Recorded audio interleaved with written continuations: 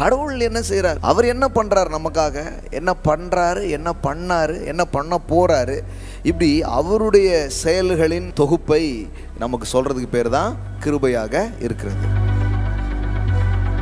நிறைய நேரம் நம்ம உட்காந்துட்டு யோசிச்சுட்டு இருக்கிறது என்ன தெரியுமா, நான் இதெல்லாம் பண்ணியிருக்கணும் அப்படி யோசிச்சுட்டு இருப்போம். இல்லைன்னா நான் இதெல்லாம் பண்ணியிருக்க கூடாது, இதை பற்றி யோசிச்சுட்டு இருப்போம். சில சொல்லுவாங்க, யோசேப்பும் இந்த அவசர குடுக்கையா இருந்துட்டான், இந்த கனவெல்லாம் போட்டு தேவையில்லாம அண்ணன்மார்கள்ட்ட சொன்னதுனால டென்ஷன் ஆகி அவனை என்ன பண்ணிட்டாங்க, எல்லாம் பண்ணிட்டாங்க அப்படின்னு. What is the climax? இவனுடைய செயல்கள் அல்லது இவனுடைய சகோதரனுடைய செயல்கள், இது எல்லாத்தையும் தாண்டி வாழ்க்கை இன்னொரு விதத்துல தான் வடிவமைக்கப்பட்டது, நிறைவடைந்தது. வாழ்க்கை எப்படி இருக்கும் தெரியுமா, அவன் பண்ணது, இவன் பண்ணது, நீங்க பண்ணது, டெவில் பண்ணது எல்லாத்தையும் அப்படியே புடுங்கி தூர போட்டுட்டு அவருடைய செயல்களால் உங்க வாழ்க்கை அப்படியே நன்மையாக ஆகிற மாதிரி மாத்திடுவாரு.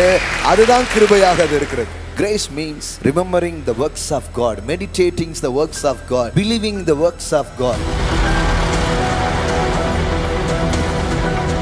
Grace means the works of God. தேவனுடைய செயல். தேவனுடைய செயல் என்ன பண்ணுது, உங்களை அவுட் ஆக்குறதுக்காகவே சிலர் பால் போட்டாங்க பாத்தீங்களா, அந்த பால் வின் பண்ற பாலா மாத்திட்டு, உங்களை கெடுப்பதற்காகவே சிலர் பிளான் பண்ணாங்களா, அந்த பிளானே உங்க வாழ்க்கையில நல்லாகிற மாதிரி மாத்துவார்.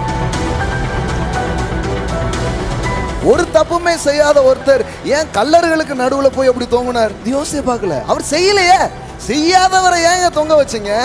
ஏன்னா என் இடத்தை அவர் எடுத்துக்கொண்டு அவருடைய ஜீவனை எனக்கு கொடுத்து என்னை வாழ வைப்பதே தேவனுடைய செயலா இருக்கிறது. That is the works of God. உனது செயலை மையமாக கொண்டதுதான் வாழ்க்கை. அதான் நியாயப்பிரமாணம், வேற ஒண்ணுமே கிடையாது. கிருபை என்ன தெரியுமா, நான் என்ன பண்ண போறேன், நான் என்ன பண்ணல, இது கிடையாது. எனக்காக தேவன் தன் குமாரனை அனுப்பி எனக்காக அவர் ஒரு செயலை செய்தார், அதை நான் விசுவாசிப்பதால் நான் வாழ்கிறேன், பிழைக்கிறேன் என்பதுதான் கிருபையாக இருக்கிறது. வாழ்க்கையில் நடந்த வெட்கம், வாழ்க்கையில் நடந்த அவமானங்கள், வாழ்க்கையில் சந்தித்த சில விபரீதமான காரியங்கள் அப்படியே பிடிச்சி வச்சுக்கிடுது ஆத்மாவை, அப்புறம் எழும்பவே முடிய மாட்டேங்குது. ஆனால் தேவனுடைய செயலில் ஒன்று என்னவா, வருத்தங்களை மறக்க பண்ணுகிற ஒரு தேவனாக இருக்கிறார். நமது செயல்களையும் நம்மை சுற்றிலுள்ள செயல்களையும் நாம யோசிச்சுக்கிட்டே இருக்கிறதுனால சம்டைம்ஸ் அது நல்லா இருந்தா கொஞ்சம் சந்தோஷமா இருக்குது, அது நல்லா இல்லைன்னா என்ன ஆயிடுது, சோகமாயிடுது. கடவுள் சொல்றாரு, இதுல இருந்து உன்னை முதல்ல நான் விடுதலை ஆக்குறேன். உன்னை எதுல அட்டாச் பண்ண விரும்புறேன்னா, எதுல உன் வாழ்க்கையை கனெக்ட் பண்ணி வைக்க விரும்புறேன்னா, எனது செயல்கள். ஆத்துமா எதனால நிரம்பி இருக்கணும்னா, தேவன் என்ன செய்தார், என்ன செய்துட்டு இருக்கிறார், என்ன செய்ய போகிறார். இதனால உங்க மனசு நிரம்பும் போது நீங்க சுய குற்றச்சாட்டுதலில் இருந்தும் மற்றவர்கள் பேரில் உங்களுக்கு வரும் கசப்பில் இருந்தும் நீங்க வெளியே வர ஆரம்பிச்சிருவீங்க. மனுஷனுக்கு கடவுள் ஒரு நற்செய்தியை கொண்டு வர்றார். எத்தனையோ பேருடைய செயல்களால் உன் வாழ்க்கை பாலா போயிருக்கலாம், கெட்டு போயிருக்கலாம். நான் ஒரு செயலை உனக்காக செய்ய போறேன், நான் ஒரு செயலை உனக்காக செஞ்சிருக்கிறேன், நான் உனக்காக ஒரு செயலை திட்டமிட்டு இருக்கிறேன். அது நீ செஞ்ச செயல்ல இருந்தும் மற்றவர்கள் உன் வாழ்க்கையில செஞ்ச செயல்ல இருந்தும் உன்னை விடுதலையாக்கி, நான் உனக்காக பண்ணன அதுல உன்னை வாழ வைக்கக்கூடிய என்னுடைய செயலாக இருக்கிறது. அதுதான் தேவனுடைய சுவிசேஷமா இருக்கிறது. அவரை பற்றிய தியானங்கள் அதான் வாழ்க்கையில ரொம்ப பெருசு.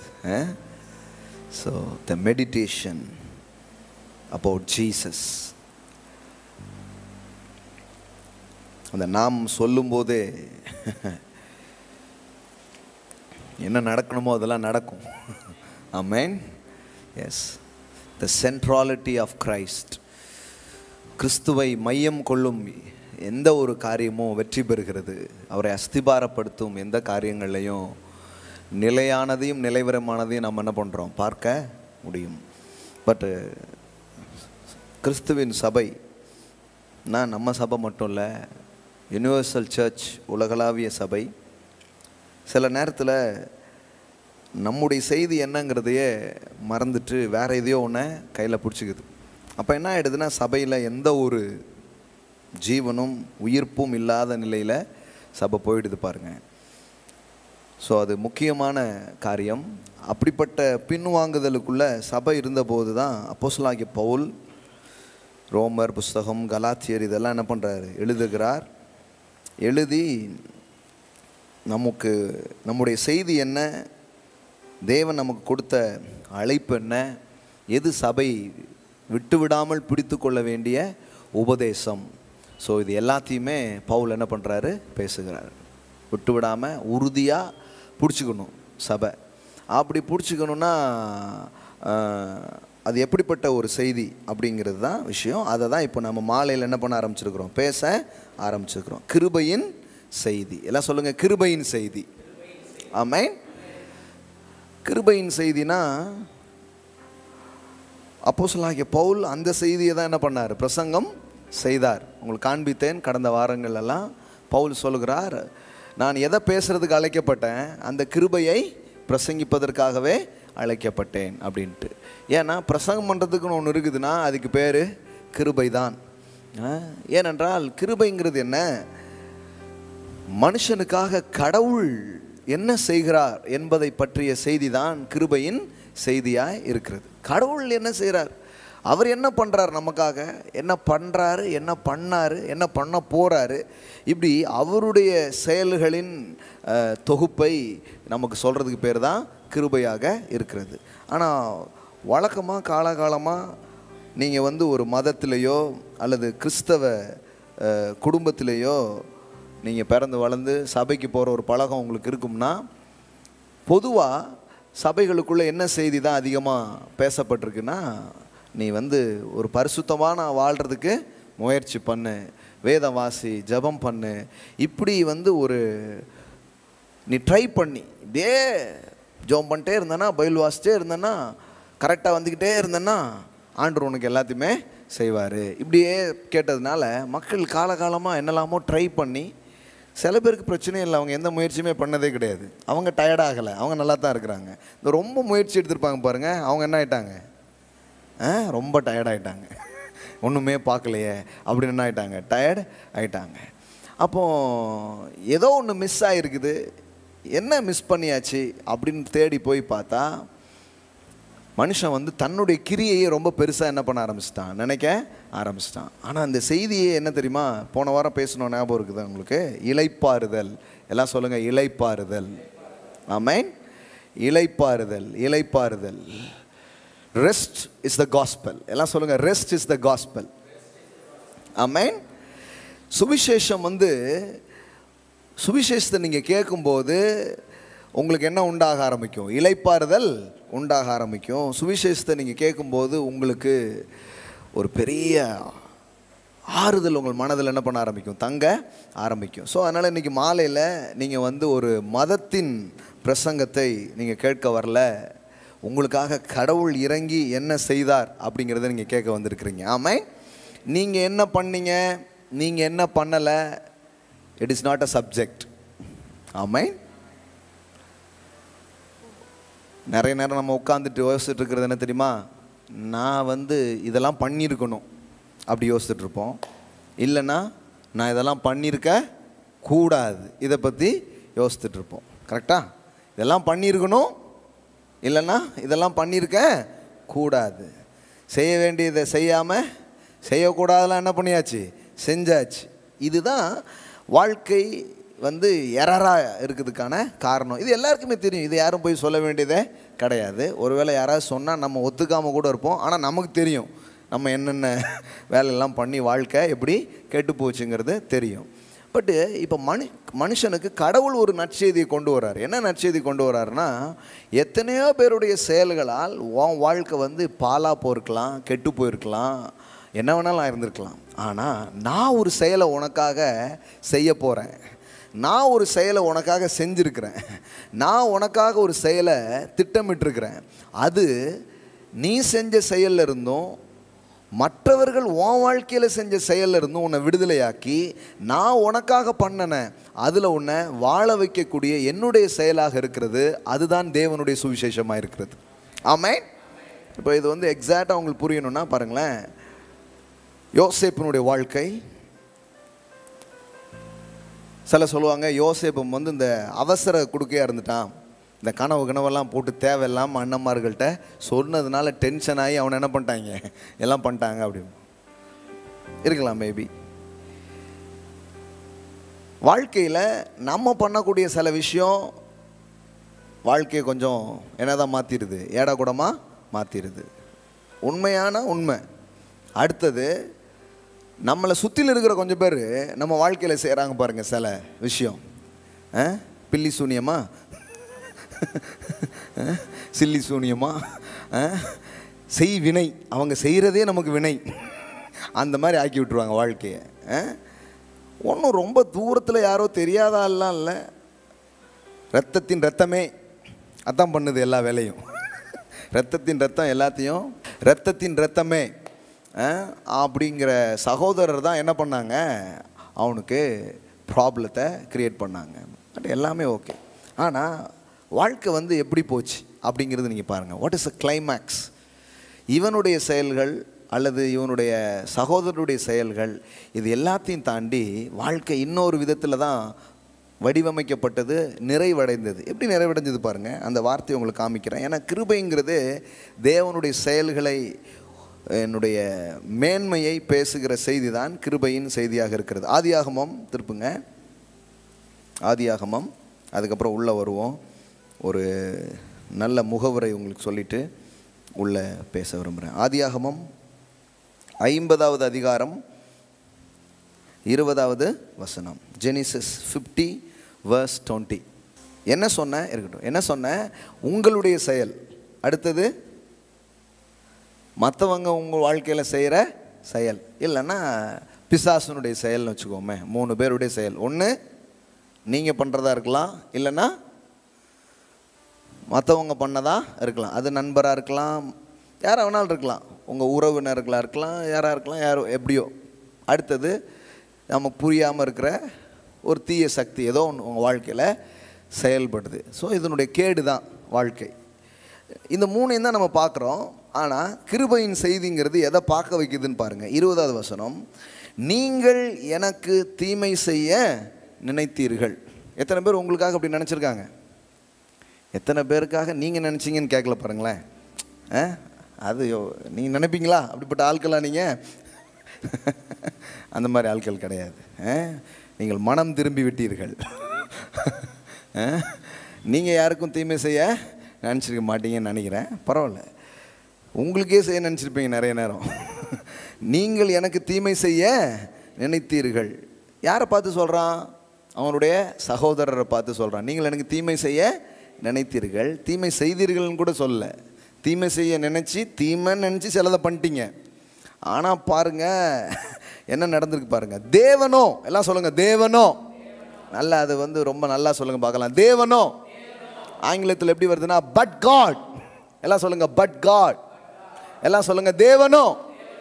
இப்போது நடந்து வருகிறபடி வெகு ஜனங்களை உயிரோடு காக்கும்படி அதை நன்மையாக முடிய பண்ணினார். ஆமென். உங்கள் வாழ்க்கை எப்படி இருக்கும் தெரியுமா? அவன் பண்ணது, இவன் பண்ணது, நீங்கள் பண்ணது, டெவில் பண்ணது எல்லாத்தையும் அப்படியே பிடுங்கி தூர போட்டுட்டு அவருடைய செயல்களால் உங்கள் வாழ்க்கை அப்படியே நன்மையாக ஆகிற மாதிரி மாற்றிடுவார். அதுதான் கிருபையாக அது இருக்கிறது. ஆமென். எல்லாம் சொல்லுங்கள் தேவன் அதை நன்மையாக முடிய பண்ணினார். பாருங்க, the works of God. Grace means the works of God. தேவனுடைய செயல், அதான் கிருபை. தேவனுடைய செயல் என்ன பண்ணுது? உங்களை அவுட் ஆக்கிறதுக்காகவே சிலர் பால் போட்டாங்க பார்த்தீங்களா? அந்த பாலே வின் பண்ணுற பாலாக மாற்றிட்டார். உங்களை கெடுப்பதற்காகவே சிலர் பிளான் பண்ணாங்களா? அந்த பிளானே உங்கள் வாழ்க்கையில் நல்லாகிற மாதிரி மாற்றுவார். ஹல்லேலூயா. இதுதான் பைபிளில் இருக்கிற ஆச்சரியமான காரியம். தீமையே, அதாவது அவன் பண்ணும்போது உங்களுக்கு தீமை பண்ணணும்னு நினச்சி தான் பண்ணுறான். ஆனால் கடவுள் என்ன பண்ணுறாருன்னா அந்த தீமையை உங்கள் வாழ்க்கையில் நன்மையாக முடிய பண்ணினார். ஆமென். எல்லாம் சொல்லுங்கள் அவரது செயல்கள் எல்லா தீமைகளையும் என் வாழ்விலே நன்மையாக மாற்றுகிறது. ஆமென். இந்த மனுஷன் பாருங்களேன், மனிதனுடைய மனதே பாருங்கள் எவ்வளோ ஆச்சரியமான காரியங்களை யோசிக்குது. இன்னைக்கு குப்பையாக இருக்கிறதெல்லாம் நாளைக்கு என்னதான் மாறுதான்? உரம். எல்லாம் சொல்லுங்கள் இன்றைய குப்பை நாளைய உரம். அதாவது இன்னைக்கு குப்பையாக இருக்கிறத ரீசைக்கிளிங்லாம் பண்ணி என்னதான் மாற்றிடுறாங்க? அதை அப்படி பண்ணுற ஒரு தன்மை யாருக்கிட்டே இருக்குது? மனுஷங்கிட்டே இருக்குது. கடவுள் சொல்கிறாரு, உன் வாழ்க்கையில் குப்பை கிப்பை கஷ்டம் கண்ணீர் வேதனை சோகம் மரணம் என்னெல்லாமோ நீ பார்த்தல, அதை அம்புட்டையும் என்னால் நன்மையாக உன் வாழ்க்கையில் மாற்ற முடியும் அப்படின்னு சொல்கிறாரு. ஆமென். So believe that. நீங்கள் தேவனுடைய செயல் மேலே உங்களுக்கு வருகிற விசுவாசம்தான் இந்த கிருபையில் ரொம்ப முக்கியமான காரியமாக இருக்கிறது. நான் அதை பண்ணலையே இதை பண்ணிட்டேனே இங்கேயே உங்களை சுத்த வச்சுக்கிட்டு இருப்பான். ஐயா நான் பண்ணிட்டேன் அல்லது பண்ணலை ரெண்டையிலிருந்து விடுங்க.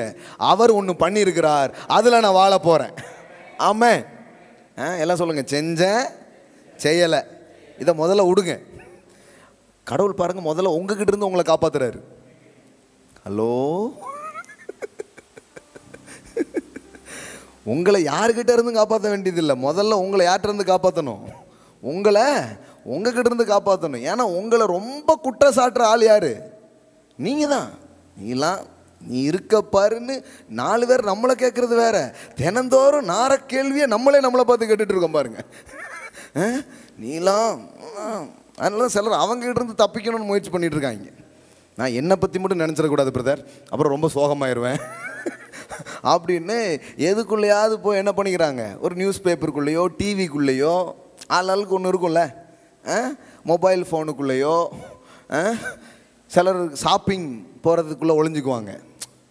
ஆமாம், சிலர் சாப்பிட்டுக்கிட்டே இருப்பாங்க, அதுக்குள்ளே போய் ஒளிஞ்சுக்குவாங்க. எதுக்குள்ளேயாவது போய் ஒளிஞ்சுக்கணும், நான் மட்டும் வெளியில் வந்துடக்கூடாது. ஏன்னா வெளியில் வந்தால் என்னால் என்ன பார்க்க முடியாது. ஸோ இந்த நிலைமையில தான் மனுஷன் இருக்கிறான் பாருங்களேன். அது காரணமே என்னென்னா, செல்ஃப் கண்டம்னேஷன்ஸ்லேருந்து எப்படி தப்பிக்கணும்னு அவங்களுக்கு தெரியல. நான் சொல்கிறேன், கடவுள் முதல்ல உங்கள்கிட்ட இருந்து உங்களை காப்பாற்றுறாரு. அவர் சொல்கிறாரு, விசுவாசத்தால் நீதிமான் பிழைப்பான்.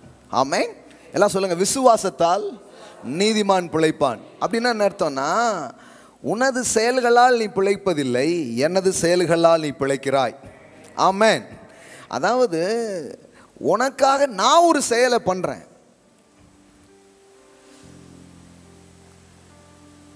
சின்ன வயசில் போர்டு வச்சு அதில் கோடு போடுவாங்க.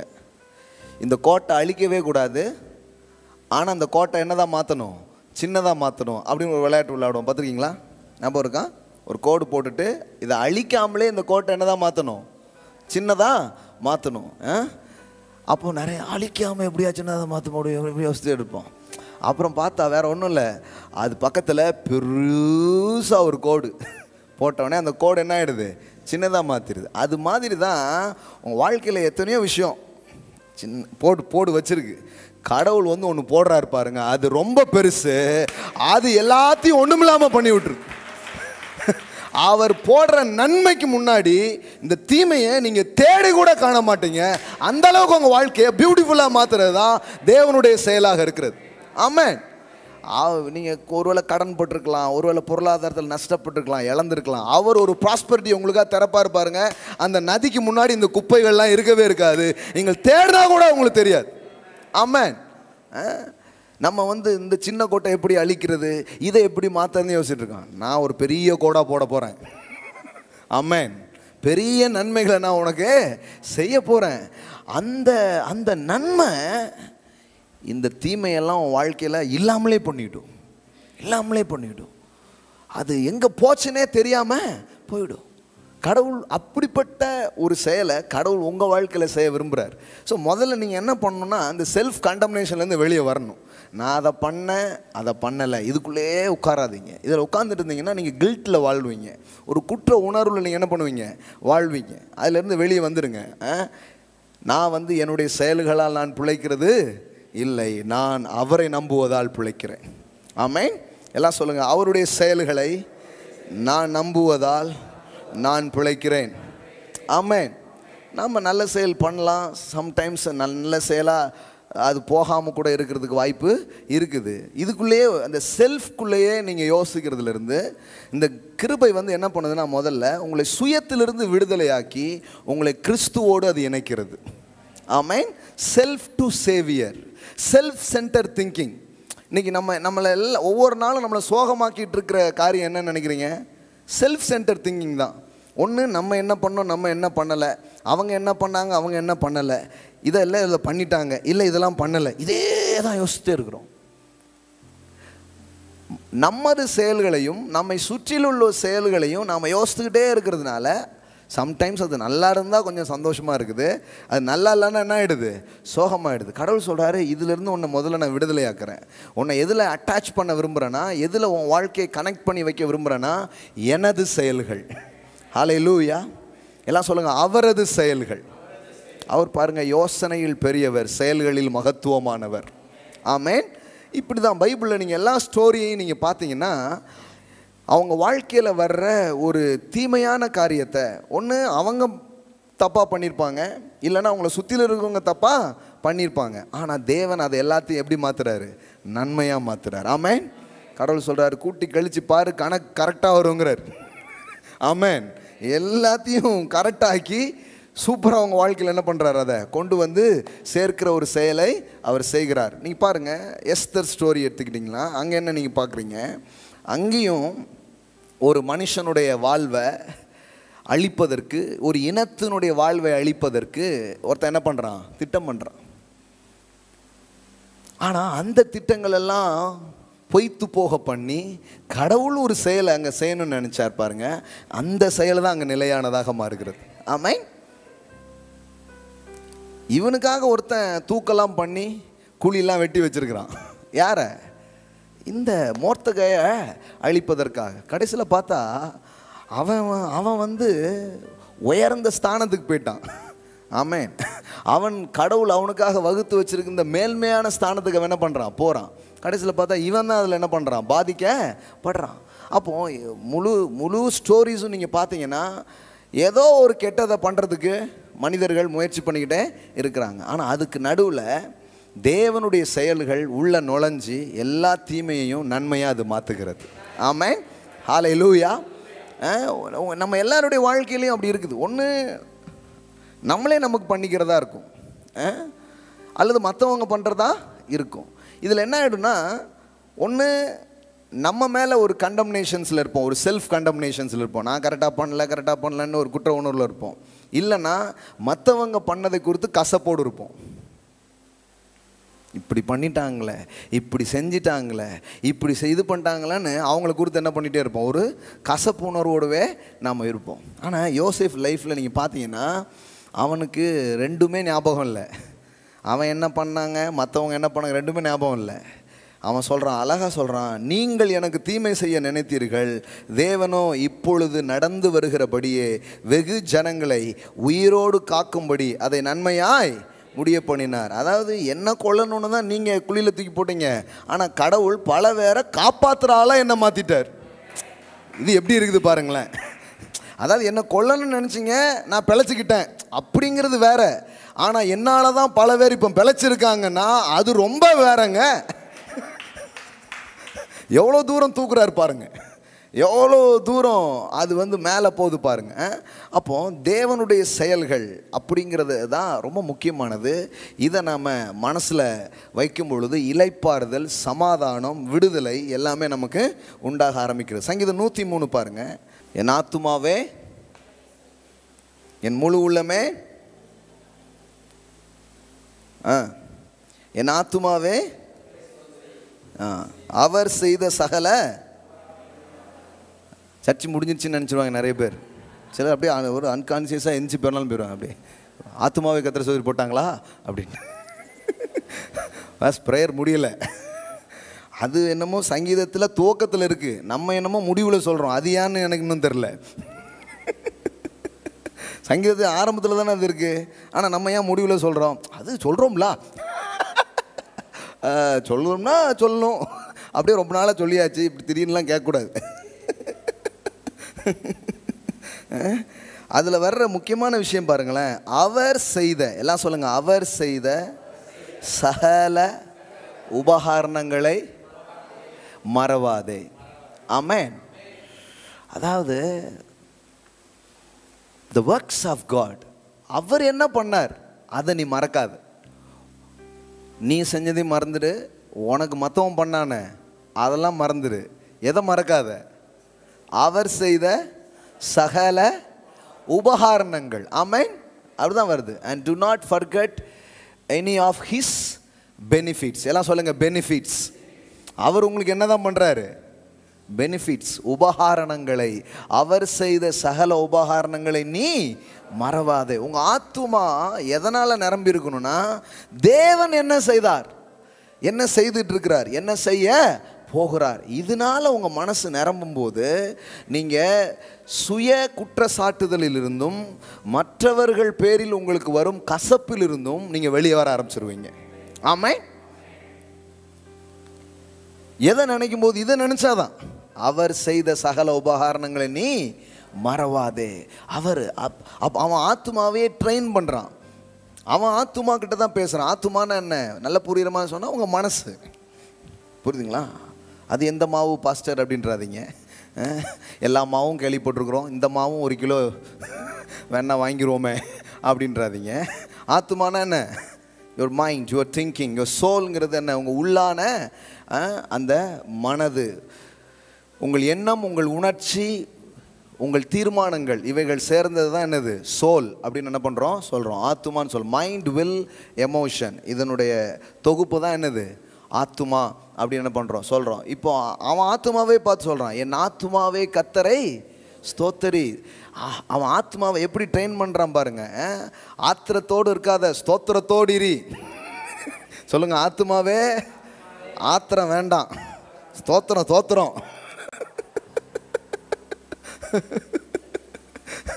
உங்கள் ஆத்மாவில் என்ன இருக்குதுன்னு பாருங்க, தோத்திரமா ஆத்திரமா. சில பேர் பண்ணது இல்லது நம்ம பண்ணதை நினச்சா நமக்கு என்ன தான் வருது, ஆத்திரம்தான் வருது. இப்போ பாருங்களேன், அண்ணன்மார்கள் வந்து இப்படி நிற்கும்போது யோசேப்புக்கு ஆக்சுவலி என்ன வந்திருக்கணும், வாங்கடா வாங்க மொத்தமாக இன்றைக்கி 50 பேரையும் தூக்கி உள்ளே வைக்கிறேன் பாருங்க. ஏன்னா அவன் அந்த பொசிஷனுக்கு வந்துட்டான், அந்த நிலைக்கு அவன் வந்துட்டான். அவன் நினச்சா என்ன வேணாலும் பண்ண முடியும். ஆனால் அவன் மனசில் அது இல்லை, அந்த வன்மம் இல்லை, அந்த கோபம் இல்லை, அந்த காயம் இல்லை. ஏன்னா இப்போ ஆத்துமா சுகமாக்கப்பட்ட ஆத்துமாவாக இருக்குது. ஆமேன். Healed heart. ஆமேன். ஒரு சுகமாக்கப்பட்ட இருதயம், ஒரு சுகமாக்கப்பட்ட ஆத்துமாவாக அந்த ஆத்துமா இருக்குது. அதனால தான் அப்படிப்பட்ட ஆத்துமா ரொம்ப ஈஸியாக மேலே வருது பாருங்களேன். நிறைய நேரத்தில் ஏன் மேலேயே வாழ்க்கை போக மாட்டேங்குன்னா, கண்டது நிறைஞ்சிருக்கு பாருங்கள். நம்மளை இழுக்கக்கூடிய வெயிட்டான திங்ஸால் மனசெல்லாம் நிரம்பி இருக்கும்போது மேலே என்ன பண்ண முடிய மாட்டேங்குது, நம்மளும் வர முடிய மாட்டேங்குது. நம்மளை யாராவது தூக்கணும்னு நினச்சாலும் தூக்க முடிய மாட்டேங்குது, அவ்வளோ வெயிட் ஆகிடுது. ஆனால் இவன் ஆத்மா வந்து ரொம்ப லைட்டாக இருக்குது. ஏன்னா அங்கே என்ன கிடையாது, வன்மமோ கோபமோ கசப்போ எதுவுமே இல்லை. இது நம்மளால் உருவாக்க முடியாது. புரியுதுங்களா உங்களுக்கு? மறுபடியும் தெரிஞ்சுக்கோங்க. இப்போ இதை சொல்லும்போது, ஓஹோ நம்மக்கிட்ட ரொம்ப கசப்பு இருக்குது, நம்மக்கிட்ட ரொம்ப புளிப்பு இருக்குது, ரொம்ப தோற்பு இருக்குன்னு நீங்கள் உட்காந்துட்டு இருக்கக்கூடாது. அதை உங்களால் மாற்றவே, அதுதான் எனக்கு செய்தியே. உங்களால் உங்களை மாற்றிக்கொள்ள முடியாது. நீங்கள் என்ன பண்ணுறீங்க, கடவுளை என் உள்ளத்தை மாற்றணும் உதவி கேட்குறீங்க, அதான் கிருபை. நீங்கள் ட்ரை பண்ணி நடக்காது முடியாதுன்ட்டிங்கன்னா நடந்துடும். புரியுதுங்களா உங்களுக்கு? ஆமாம், எனக்கு உதவிங்க, எனக்கு நீங்கள் உதவி செய்யுங்கன்னீங்கன்னா அங்கே தான் ஸ்டார்ட் ஆகுது கடவுளுடைய செயலே.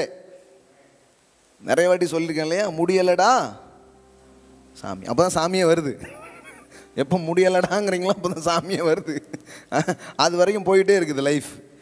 உங்களுக்கு முடியலைங்கும் போது அவருடைய செயல் என்ன பண்ண ஆரம்பிக்குது, அங்கே ஸ்டார்ட் ஆகுது. அப்போ கவனிங்க, அவர் செய்த சகல உபகாரணங்களை மறவாதே. ஆத்மாவுக்கு ட்ரெயின் பண்ணுறான். என்ன சொல்கிறான், என் ஆத்மாவே கர்த்தரை ஸ்தோத்தரி, என் முழு உள்ளமே அவருடைய பரிசுத்த நாமத்தை ஸ்தோத்தரி.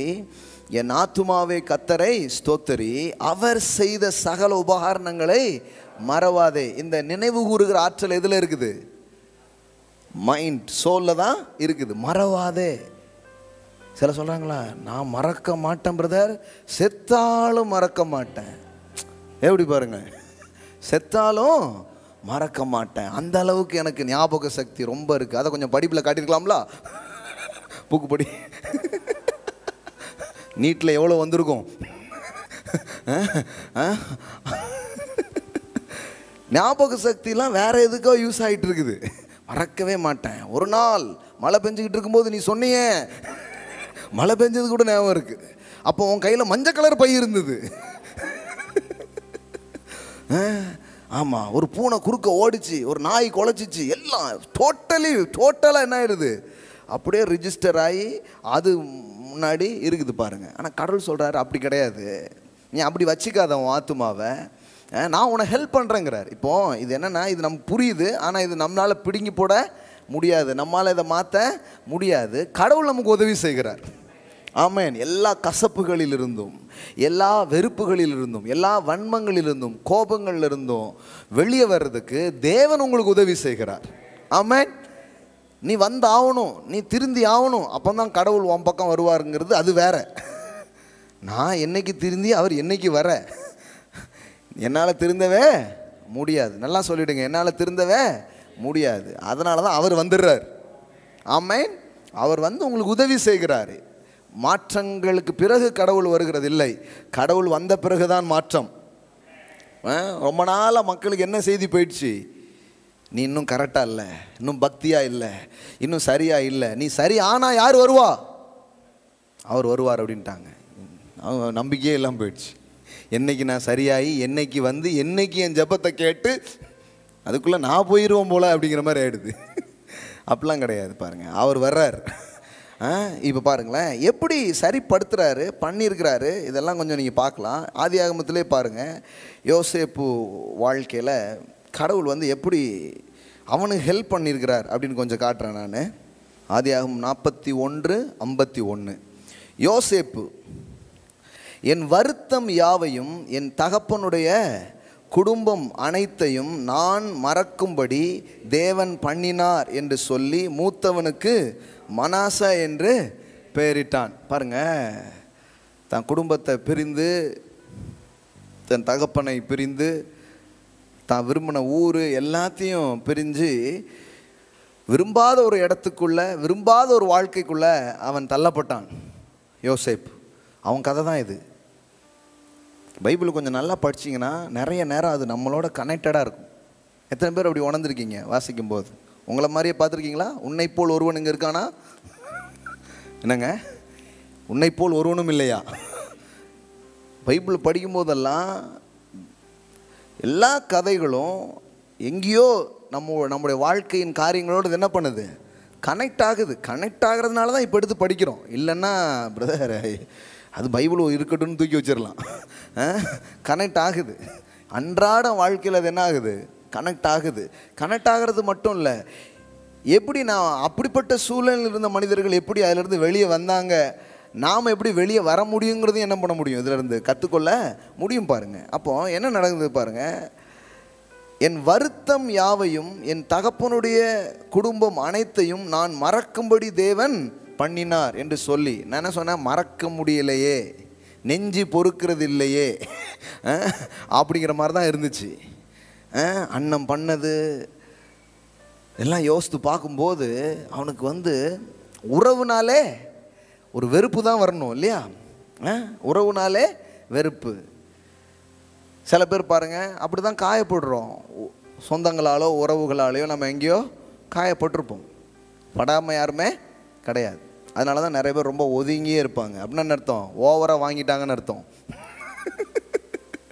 இனிமேல் இந்த கோட்டை தாண்டி நீனும் வராத, நானும் வரமாட்டேன் அப்படிங்கிற மாதிரி ஒரு பிரிவுக்குள்ளே இருக்கிறதுக்கு காரணம் என்னென்னா, எங்கேயோ என்ன பண்ணியிருக்கிறோம், காயப்பட்டிருக்கிறோம். நம்மளும் யாரையோ, என்னங்க அமைதியாயிட்டீங்க, காயப்படுத்தியிருப்போம். பட்டு எல்லாருமே பட்டாள்னா இப்போ படுத்தினாலாம் எங்கே இருக்காங்க? சில அம்மாமார்கள் சொல்லுவாங்க, இந்த 4 பேரால் தான் என் பையன் கேட்டு போயிட்டான். நானும் அந்த 4 பேரை இன்னும் தேடிக்கிட்டு இருக்கேன், அது யாருன்னு தான் தெரிய மாட்டேங்குது. இந்த 4 பேரையும் அவங்க அம்மா சொல்லுதாங்க, அந்த 4 பேரையும் இவங்க அம்மா சொல்கிறாங்க. இவ்வளோதான் வித்தியாசம். அந்த 4 பேர்னால தான் அவன் கெட்டு போயிறான்னு எல்லா அம்மா அப்பாவும் சொல்லியிருக்காங்க. யார் அந்த 4 பேர்? அது மாதிரி காயப்படுத்தினாங்க, காயப்பட்டேங்கிறது மட்டும் இல்லை, நம்மளும் பண்ணியிருக்கலாம், பண்ணாமல் கிடையாது. சில பேருக்கு அது கூட ஒரு பெரிய பாதிப்பாக இருக்கும், பண்ணிட்டோமே அப்படின்ட்டு. அப்போ கவனிங்க, இங்கே கடவுள் உதவி செய்கிறாரு. எப்படி உதவி செய்கிறார் பாருங்க. என் வருத்தம் யாவையும் என் தகப்பனுடைய குடும்பம் அனைத்தையும் நான் மறக்கும்படி தேவன் பண்ணினார் என்று சொல்லி மூத்தவனுக்கு மனாசே என்று பெயரிட்டான்.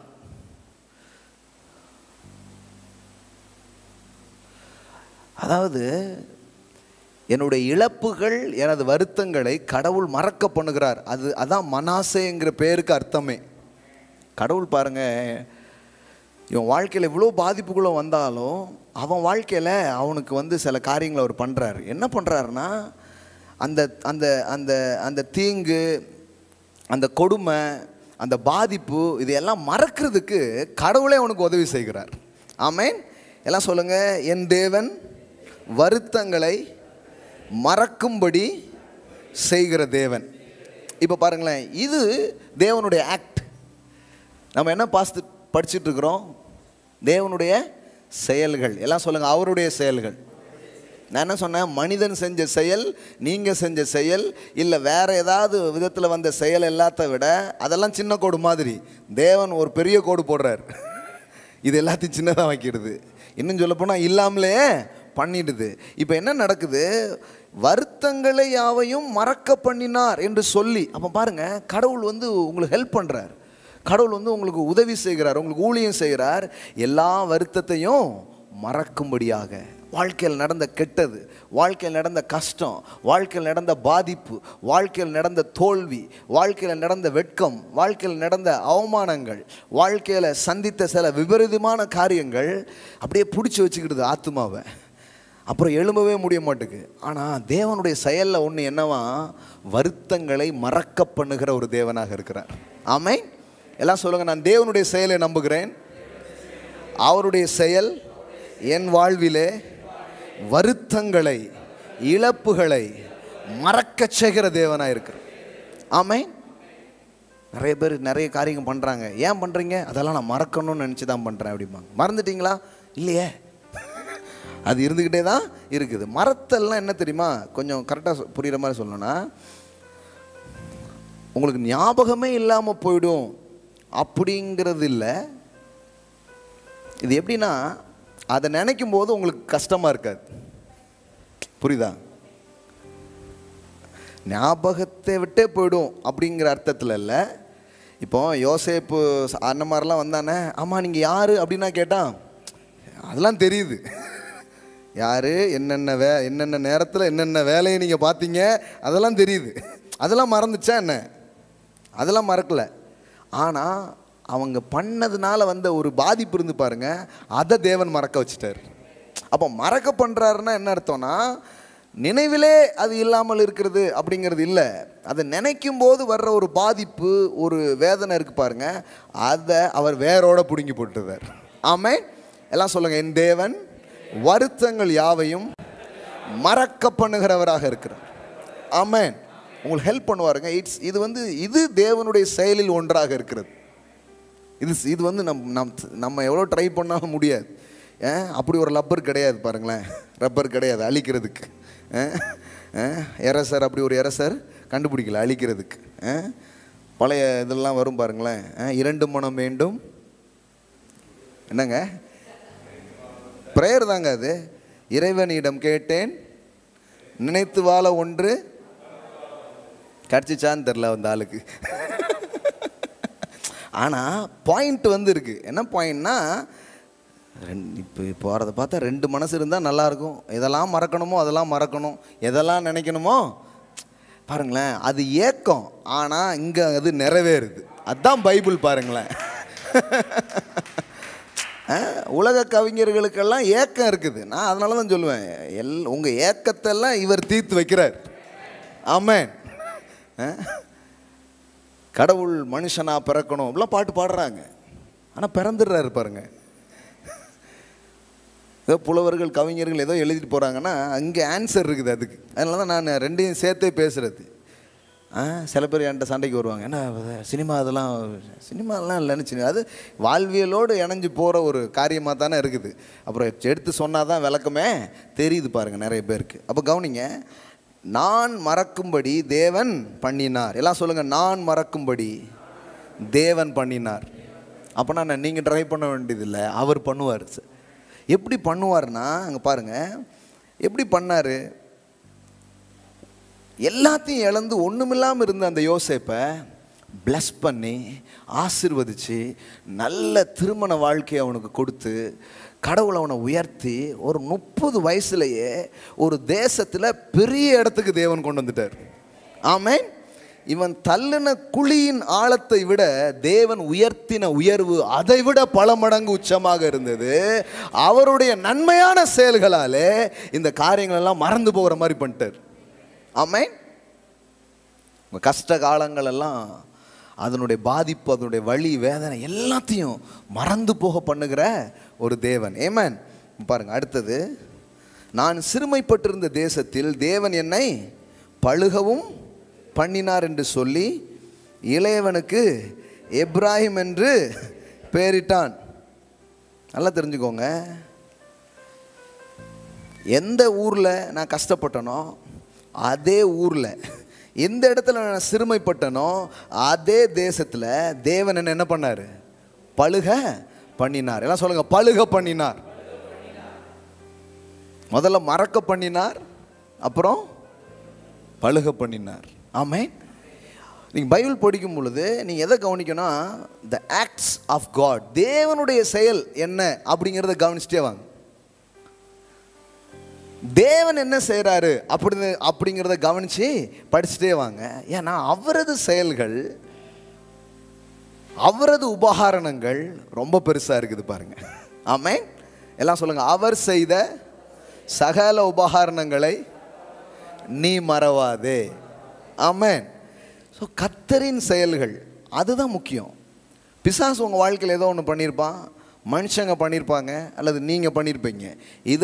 இந்த சுழற்சிக்குள் உங்கள் வாழ்க்கை சிக்கிக்கொள்ள தேவன் விடமாட்டார். இந்த சுழற்சியிலிருந்து உங்களை மீட்டு வெளியே கொண்டு வருவார். ஆமென். எஸ், மனிதன் பண்ண கஷ்டத்தாலேயோ மனுஷங்க பண்ண செயல்களாலேயோ உங்கள் வாழ்க்கை கட்டுண்டு போகிறதுக்கு தேவன் விடமாட்டார். அதிலிருந்து உங்களை அவர் மீட்டு வெளியில் கொண்டு வருவார். அதுதான் செயலாக இருக்கிறது. ஆமென். யோபுடைய வாழ்க்கையில் நிறைய கஷ்டம், லாஸ் எல்லாம் நடக்குது. பிள்ளைகளை இழந்து போயிடுறான், சொத்துக்களெல்லாம் இழந்துடுறான், சுகத்தை அவன் இழந்துடுறான், உறவுகளை கூட அவன் இழந்துடுறான். எல்லாம் அவன் வாழ்க்கையில் லாஸ் ஆகி போயிருக்கிற ஒரு சூழல். அவனுடைய அறியாமை, அவனுடைய பயம், பிசாசு அதை பயன்படுத்தி அவன் வாழ்க்கையில் எல்லாத்தையும் என்ன பண்ணுறான்? லாஸ் பண்ணான். ஆனால் வேதவசனம் சொல்கிற ஒரு அற்புதமான சத்தியத்தை பாருங்கள். யாக்கோபு 5ஆம் அதிகாரம். எதை நம்ம கவனிக்கணுமா? இந்த யோபுடைய வாழ்க்கையில் கூட நம்ம எதை ஃபோக்கஸ் பண்ணணும், எதை கவனிக்கணும்னு வேதவசனம் சொல்லுது பாருங்கள்.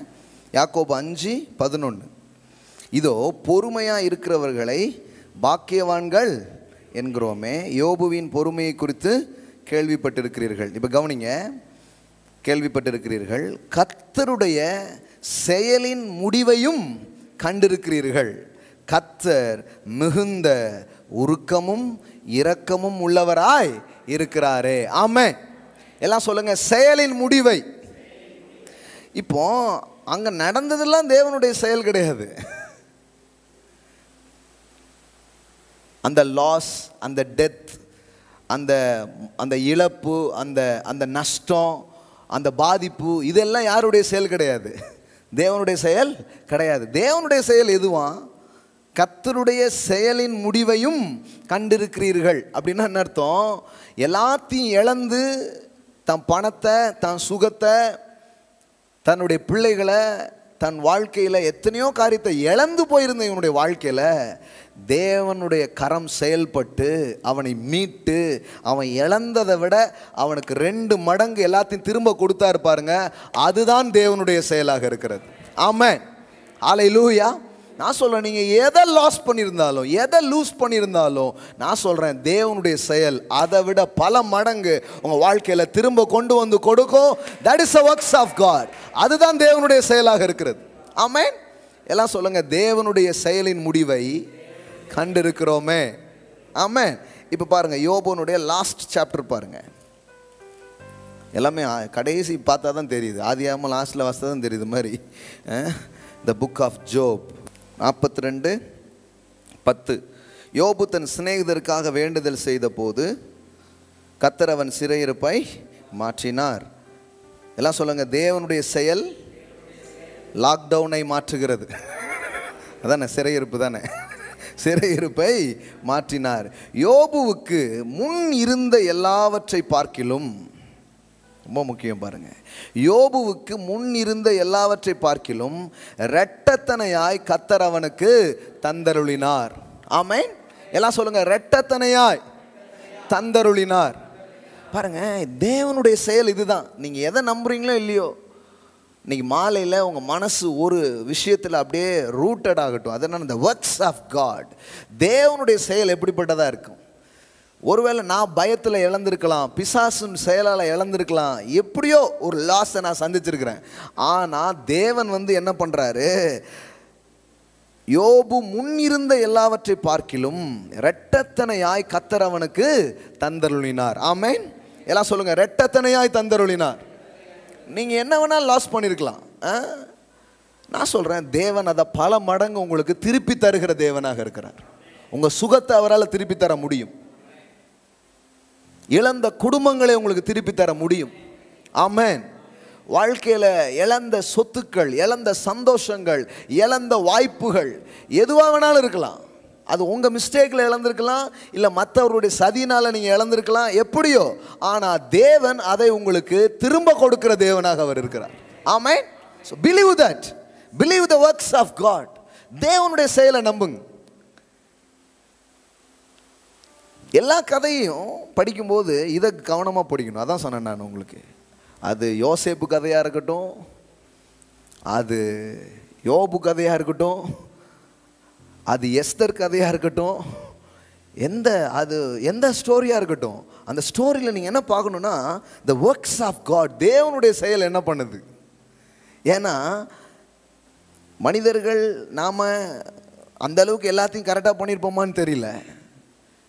சிலர் எக்ஸாக்டாக தப்பாக தான் பண்ணியிருக்கிறோம்.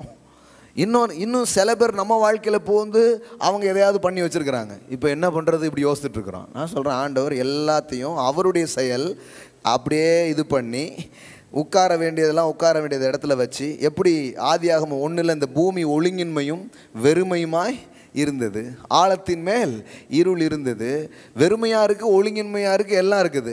ஆனால் அங்கே ஆவியான ஒரு அசைபாடின உடனே எல்லாம் அங்கே புதுசாக மாற ஆரம்பிக்குது. அல்லேலூயா. எல்லாம் சொல்லுங்கள், ஒழுங்கின்மைகள், இருள், வெறுமைகள் தேவன் செயல்படும் பொழுது அது மாற துவங்குகிறது. ஆமென். அங்கே அவருடைய அசைவாடுதலுக்கு கீழே இருள் வெளிச்சமாக மாறுது, அங்கே வெறுமை நிறைவாக மாறுகிறது, ஒழுங்கின்மைகள் ஒழுங்குகளாக மாறுகிறது. ஆமென். அப்போ இன்னைக்கு உங்கள் செயலால் இப்படி இருக்குதுன்னு யோசிச்சுட்டு இருக்காம, மற்றவங்க செயலால் இப்படி இருக்குன்னு யோசிச்சுட்டு இருக்காம, தேவ செயலால் நான் வாழ போகிறேன். ஆமென். எல்லாம் சொல்லுங்கள், தெய்வ செயல். ஆமென். இன்னையிலிருந்து என் வாழ்க்கையில் நான் ஒரு காரியத்தில் கவனம் செலுத்த போகிறேன்.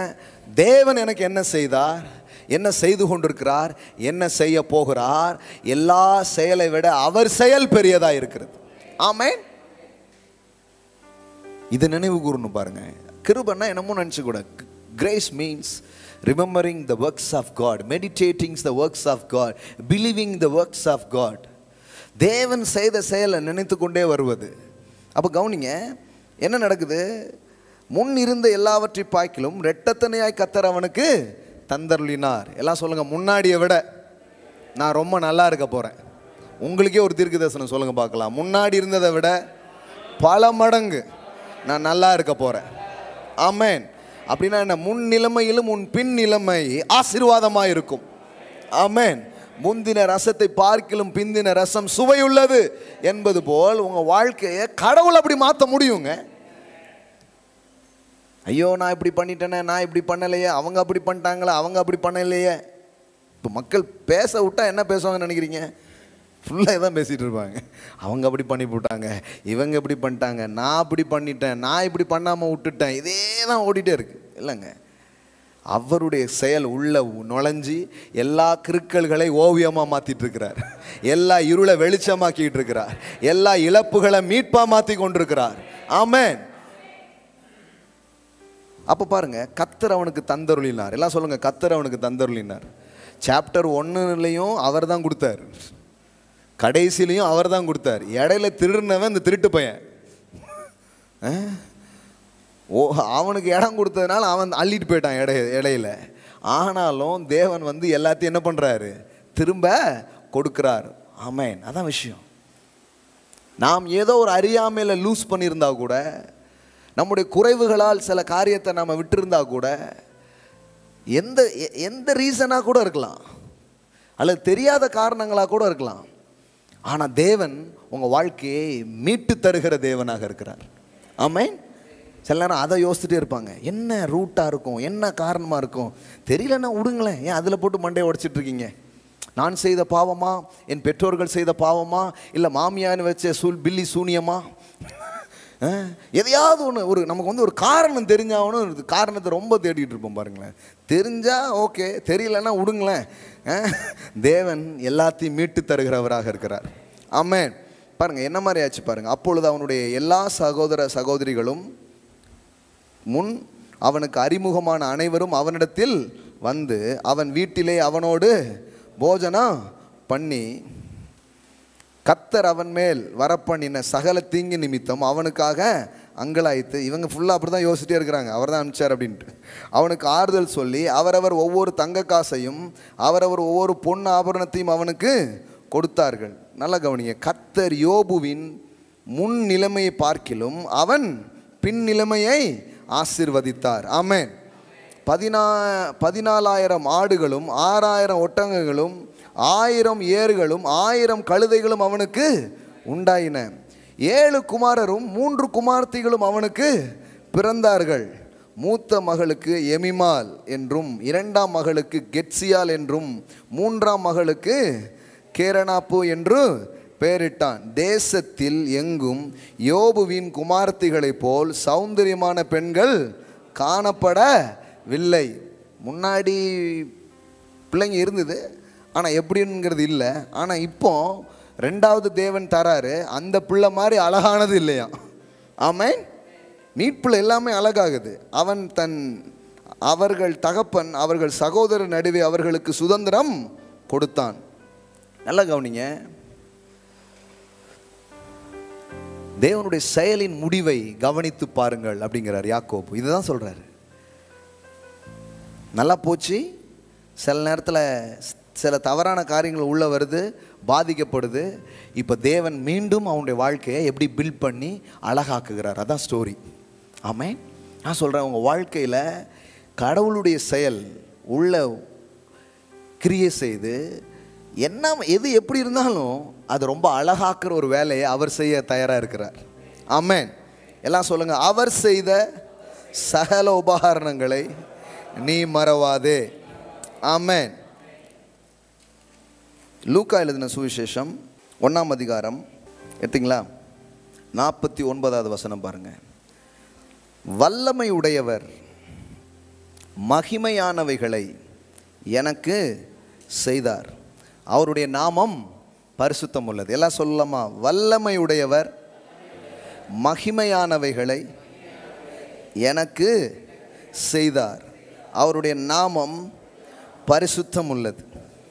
பாருங்க, இது மரியாளுடைய ஒரு பாட்டு, மரியாளுடைய ஒரு வர்ஷிப், மரியாளுடைய ஒரு துதி செலுத்துகிற ஒரு பேசேஜ். இந்த பேசேஜ் அதில் அவ சொல்கிறா, அவர் மகிமையானவைகளை எனக்கு செய்தார். ஒரு சாதாரண ஒரு பெண், ஆனால் தேவன் எத்தனையோ பெண்களுக்கு கிடைக்காத ஒரு பாக்கியத்தை எனக்கு என்ன பண்ணியிருக்கிறார்? கொடுத்துருக்கிறார். ஏன்னா தேவகுமாரன் என்னோட வயிற்றில் பிறக்கிற ஒரு பாக்கியத்தை எனக்கு கொடுத்துருப்பாருன்னா அது எவ்வளோ பெரிய ஒரு செயல். மகிமையானவர்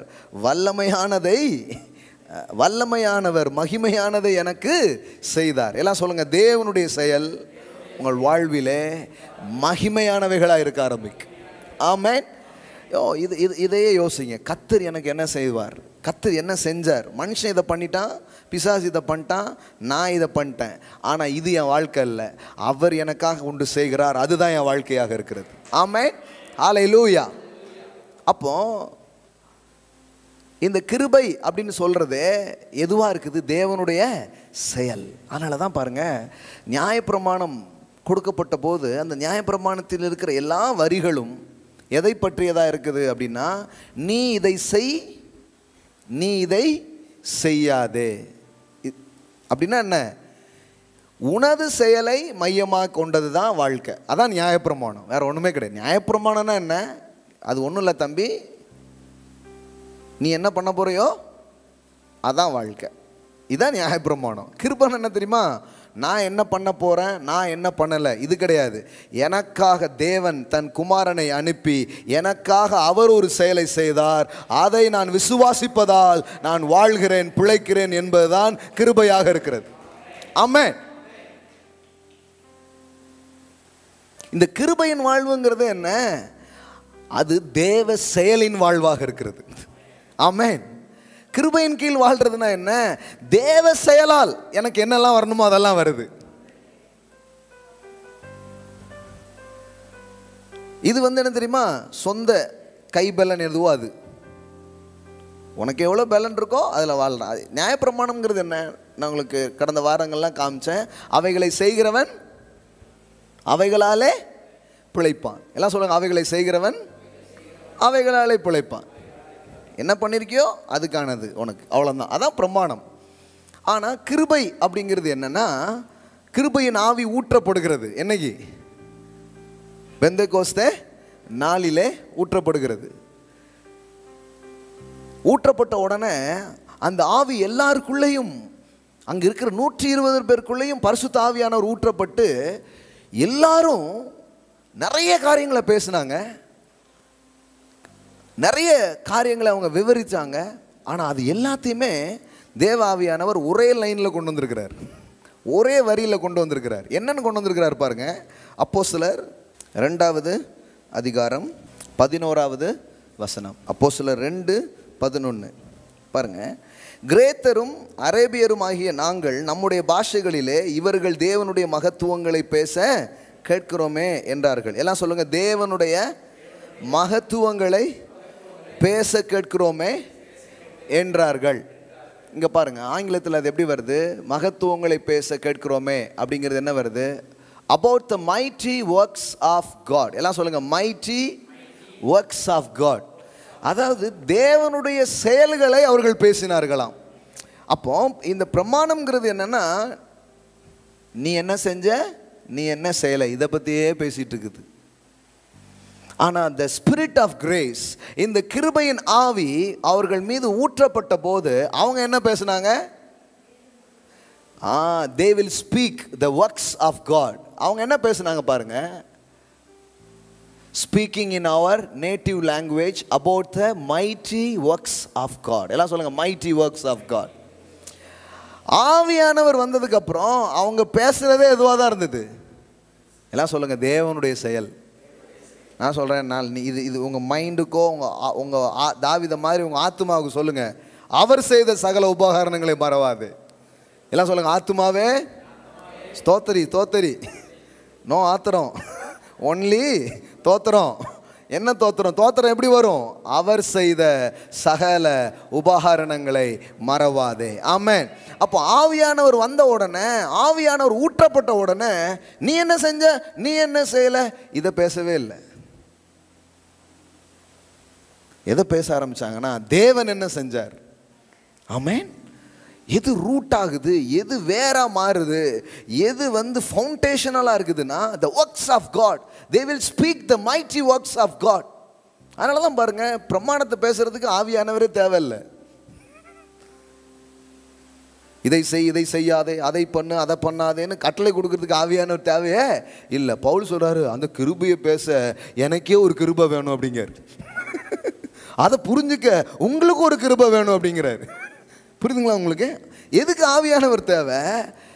the works of God. தேவனுடைய செயலை புரிஞ்சுக்கிறதுக்கு தான் யார் தேவைப்படுறாரு? ஆவியானவரே தேவை. பாருங்க, அப்போ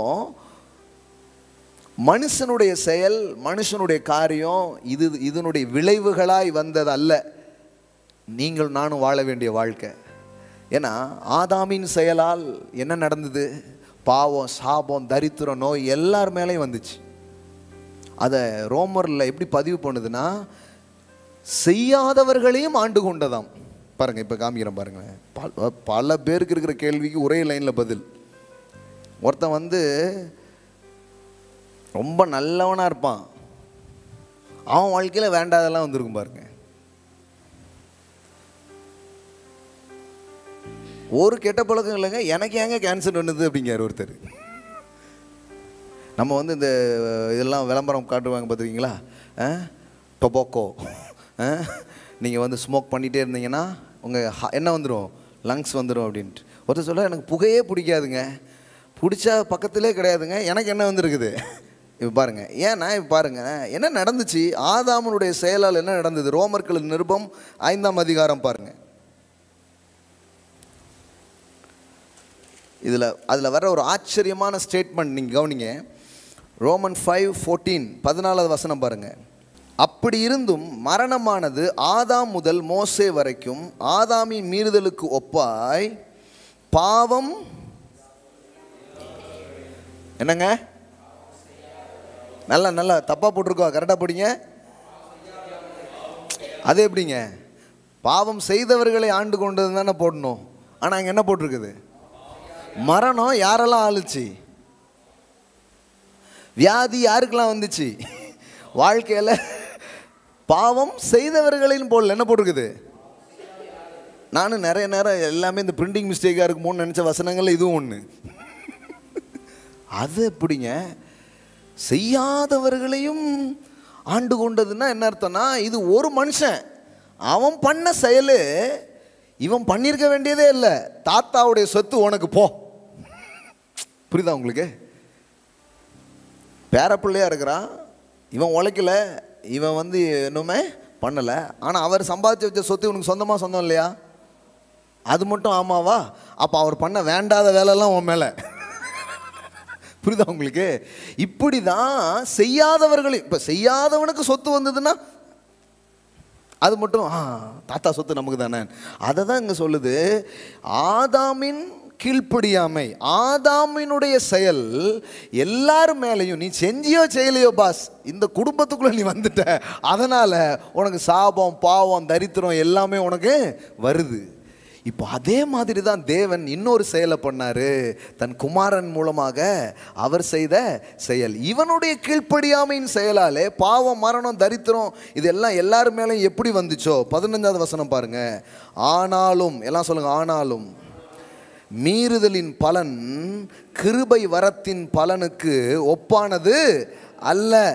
மீறுதல் இவ்வளவு எஃபெக்டாக போய் வேலை செய்யும்னா கிருபை வந்து அதை விட மேலான ஒரு செயலை செய்கிறது. எப்படி எனில், ஒருவனுடைய மீறுதலினாலே அநேகர் மரித்திருக்க தேவனுடைய கிருபையும் இயேசு கிறிஸ்து என்னும் ஒரே மனுஷனுடைய கிருபையினால் வரும் ஈவும் அநேகர் மேல் அதிகமாய் பெருகுகிறது. ஆமென்.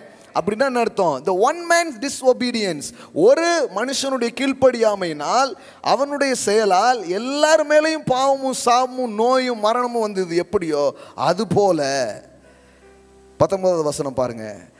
அன்றியும் ஒரே மனுஷனுடைய கீழ்ப்படியாமையினாலே அநேகர் பாவிகளாக்கப்பட்டது போல ஒருவருடைய கீழ்ப்படிதலினாலே அநேகர் நீதிமான்களாக்கப்படுவார்கள். ஆமென். எல்லாம் சொல்லுங்க, the obedience of Jesus. அதாவது ஆதாமின் கீழ்ப்படியாமை, அவனுடைய செயல் எனக்கு இதை தந்துருச்சு. இப்போ இதுல இருந்து நான் எப்படி வெளியே வர்றது? நீ நல்ல செயல் செய் அப்படின்ட்டாங்க. ஆதாமின் செயலால தான் எல்லாருக்கும் பாவம் சாபம் நோய் தரித்திரம் இதுக்குள்ள என்ன பண்ணிட்டாங்க, வந்துட்டாங்க. இப்போ இதுல இருந்து எப்படி வெளியே வர்றது? நீ ஒரு செயலை செய் அப்படின்ட்டு, அதுதான் பிரமாணம். ஆனா நான் எந்த செயலையும் செஞ்சு வெளியே வரவே முடியாது. தரித்திரம் ஆட்டி படைக்கி, சாபம் ஆட்டி படைக்கி, நோய் ஆட்டி படைக்கி, மரணம் ஆட்டி படைக்கி, செய்யாதவர்களையும் அது என்ன பண்ணுது? அந்த அந்த அந்த வசனம் வாசித்தீங்களா? செய்யாதவர்களையும் அது என்ன பண்ணுது? ஆண்டு கொள்ளுது. அப்போ எப்படி அதிலிருந்து நான் வெளிவர முடியும்? இப்போ எப்படி வெளிவர முடியும்னா, எனக்கு பரிகாரமாக தேவன் தன் குமாரனை அனுப்பினார், இயேசுவை அனுப்பினார். இவர் ஒரு 2ஆம் ஆதாம் மாதிரி. இப்போ இவருடைய கீழ்ப்படிதலுக்கு கீழே நாம் எல்லாரையும் கொண்டு வந்து, இப்போ இவருக்கு கீழே நான் வந்ததுனால இப்போ இவர் ஒருத்தருடைய கீழ்ப்படிதலால் நாம் எல்லாரும் ஆசீர்வதிக்கப்படுகிறோம். அதுதான் சுவிசேஷமாக இருக்கிறது. Amen. You are blessed by the obedience of Jesus. Amen. எல்லாம் சொல்லுங்க, நான் இயேசுவின் கீழ்ப்படிதலால் நான் ஆசீர்வதிக்கப்படுகிறேன். ஆமென். இதுதான் சுவிசேஷம். நீங்க நல்லவங்களா கெட்டவங்களாங்கிறது இப்ப சப்ஜெக்ட் கிடையாது. கர்த்தர் நல்லவர், உங்கள் இரட்சகர் நல்லவர், ஆகையினால் நீங்கள் ஆசீர்வதிக்கப்படுகிறீர்கள். ஆமென். ஆகையினால் நீங்கள் ஆசீர்வதிக்கப்படுகிறீர்கள். அப்போ உங்க ஆசீர்வாதத்துக்கான கேரண்டி கிறிஸ்துவாக இருக்கிறார். உன்னை கிளைம் பண்றதுக்கு கேரண்டி கார்டு ரொம்ப முக்கியம் இல்லையா? அதை எடுத்துட்டு போய் காட்டுறீங்களே, அது மாதிரி உங்களை ஏன் பிளஸ் பண்ணணும்னு பரலோகம் கேட்டுச்சுன்னா, Christ, Christ is my righteousness, Christ, the obedience of Christ, அதுதான் உங்க கேரண்டி கார்டு. ஆமென். ஆனால் கிறிஸ்தவம் அதை தூக்கி பிடிக்கல. அது எம்மா உபவாசம் அப்படின்ட்டாங்க. தம்பி செல்லாது செல்லாது செல்லாது செல்லாது. நான் வந்து ரொம்ப யோக்கியமாக ரொம்ப கரெக்டாக செல்லாது. நான் வந்து நிறைய ஏழைகளுக்கெல்லாம் செஞ்சேன் செல்லாது. இதெல்லாம் வச்சு நீதி என்ன பண்ண முடியாது, கிளைம் பண்ணவே முடியாது. ஏன்னா ஒன்றே ஒன்று தான், இயேசுவின் கீழ்ப்படிதல் உங்களை ஆசீர்வதிக்கிறது. ஆமென். அப்போ அவர் செய்த சகல உபகாரணம்னா என்ன? இப்போ என்ன படிக்கிறோம்? What is cross, what is the works of Christ அப்படின்னா, இப்போ நம்மளால் ஒரு செயல் செஞ்சு நம்மளால் என்ன பண்ண முடியல, தப்பிக்கவே முடியல. கரெக்டா? இப்போ பாருங்க, அதே ரோமர் 8ஆம் அதிகாரம்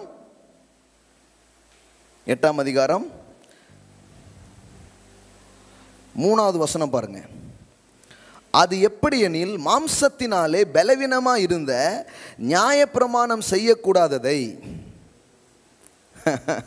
எல்லாம் சொல்லுங்க, நியாயப்பிரமாணம் செய்யக்கூடாததை 10 கட்டில் கொடுத்தாரு பாருங்க. அது உங்களுக்கு ஒன்றும் செய்ய முடியல, மாறா உங்களை என்ன பண்ணிட்டு செஞ்சுட்டு கொடுக்கப்பட்ட அன்னைக்கே 3000 வேற செஞ்சிடுச்சு. சீனாய் மலையில் நியாயப்பிரமாணம் கொடுக்கப்பட்டது. முதல் கட்டளை என்னதுதான், அவருக்கு ஒப்பான யாதொரு சொரூபத்தையும் என்ன பண்ணாதீங்க, உருவாக்காதீங்க. ஆனால் இறங்கி வந்து பார்த்தாங்க என்னதான் பண்ணிட்டு இருந்தாங்க, கட்டளை இங்கே பாருங்க, அது அந்த வேலையை தான் பண்ணிட்டு இருந்தாங்க. வேதவசனம் சொல்லுது, அன்றைய தினம் 3000 பேர் கொல்லப்பட்டாங்களாம். The law kills, the letter kills. 3000 பேர் கொல்லப்படுறாங்க. ஆனால் பெந்தேகோஸ்தே நாளில் பரிசுத்த ஆவியானவர் வந்து இறங்கி வருகிறார். பேதுரு எழுந்து நின்று பிரசங்கம் பண்ணுறார். இது கிருபையின் ஆரம்பம், இது கிருபையின் துவக்கம். பிரசங்கம் பண்ணால் அன்னைக்கு 3000 பேர் உயிர் பெறுகிறார்கள், ரட்சிக்கப்படுகிறார்கள். ஆமென். இங்கே 3000 பேர் செத்து போகிறான், இது கொடுக்கப்பட்ட அன்னைக்கு. ஆனால் ஆவியானவர் ஊற்றப்பட்ட அன்னைக்கு 3000 பேர் உயிரோடு வர்றான். ஆமென். அப்போ கரெக்டாக புரிஞ்சுக்கோங்க, நீங்கள் இந்த சட்டத்திட்டத்துக்கு கீழே இல்லை, நீங்கள் உயிர்ப்பிக்கிற ஆவி கீழாக நீங்கள் இருக்கிறீர்கள். ஆமென். அப்போ அங்கே பாருங்கள், நியாயப்பிரமாணம் செய்யக்கூடாததை, இன்னும் புரிகிற மாதிரி சொல்லணும்னா, உங்களால் செய்ய முடியாததை, எல்லாம் சொல்லுங்கள், உங்களால் செய்ய முடியாததை. பக்கத்தில் பார்த்து கேளுங்க, உங்களால் செய்ய முடியாது இருக்குதா? நிறைய இருக்குது. கவலைப்படாதீங்க, உங்களுக்கு நற்செய்தி சொல்ல விரும்புகிறேன். அது என்ன? உங்களால் செய்யக்கூடாததை, அப்படி கூட அதில் போடலாம். ஏன்னா நியாயப்பிரமாணங்கிறது நீங்கள் என்ன செய்ய போகிறீங்கிறது தானே. அப்போ இப்படி சொல்லலாம், உங்களால் செய்யக்கூடாததை தேவனே செய்யும்படிக்கு. அதாங்க மெசேஜ். உங்களால் செய்யக்கூடாததை தேவனே செய்யும்படிக்கு தம்முடைய குமாரனை பாவ மாம்சத்தின் சாயலாகவும் பாவத்தை போக்கும் பலியாகவும் அனுப்பி மாம்சத்திலே பாவத்தை ஆக்கினைக்குள்ளாக தீர்த்தார். ஆமென். எல்லாம் சொல்லுங்க, உங்களால் செய்யக்கூடாததை உங்களால் செய்ய முடியல, அப்போ போயிட்டு வர வேண்டியதான். அப்படி சொல்ல, தேவனே செய்யும்படிக்கு. அதை தான் நான் திரும்ப திரும்ப சொல்லிட்டு இருக்கிறேன். Focus on the works of God. தேவனே செய்யும்படிக்கு. எல்லாம் சொல்லுங்க, தேவனே செய்யும்படிக்கு. என் குடும்பத்தை நடத்த எனக்கு முடியலங்க, அப்போ கவலைப்படாதீங்க, தேவனே அதை செய்யும்படி அவங்களுக்கு உதவி செய்வார். ஆமென். என் பிள்ளைகளை நல்வழிப்படுத்தி கொண்டு போக என்னால் முடியலைங்க, அப்போ தேவனே செய்யும்படிக்கு. உன் பிள்ளைகள் கர்த்தரால் போதிக்கப்பட்டிருப்பார்கள். உன் பிள்ளைகளின் சமாதானம் பெரியதா இருக்கும். இந்த இந்த இந்த அடிமைத்தன பழக்கங்கள்ல இருந்து, இந்த பாவ பழக்கங்கள் இருந்து என்னால் வெளியே வர முடியல, கவலைப்படாதீங்க, தேவனே செய்யும்படிக்கு. இந்த பிஸ்னஸை நடத்த என்னால் முடியல, இந்த ஊழியத்தை வெற்றிகரமாக செய்ய என்னால் முடியல, கவலைப்படாதீங்க, உங்கள் செயலிருந்து உங்களை விடுதலை ஆக்குகிறார், தேவனே செய்யும்படிக்கு. ஆமென். அங்கே தாங்க எல்லாமே ஆரம்பிக்குது. நியாயப்பிரமாணம் ஏன் கொடுத்து பார்க்குறாருன்னா, சும்மா ஒரு ட்ரையல் வெர்ஷன் மாதிரி. ஏன்னா இவன் என்ன நினைக்கிறான்னா, அதெல்லாம் நம்ம கரெக்டுங்க, நமக்கு ஒரு பிரச்சனையும் இல்லைங்க, நம்ம எல்லாம் பண்ணிடலாங்கன்னு நினைக்கிறான். அதனால் கடவுள் அதை கொடுத்து பார்த்தார், கொஞ்சம் பண்ணி பாருன்ட்டு. பண்ணி பார்த்தா ஒன்றுமே செய்ய முடியலை. இப்போ கிறிஸ்து வராரு.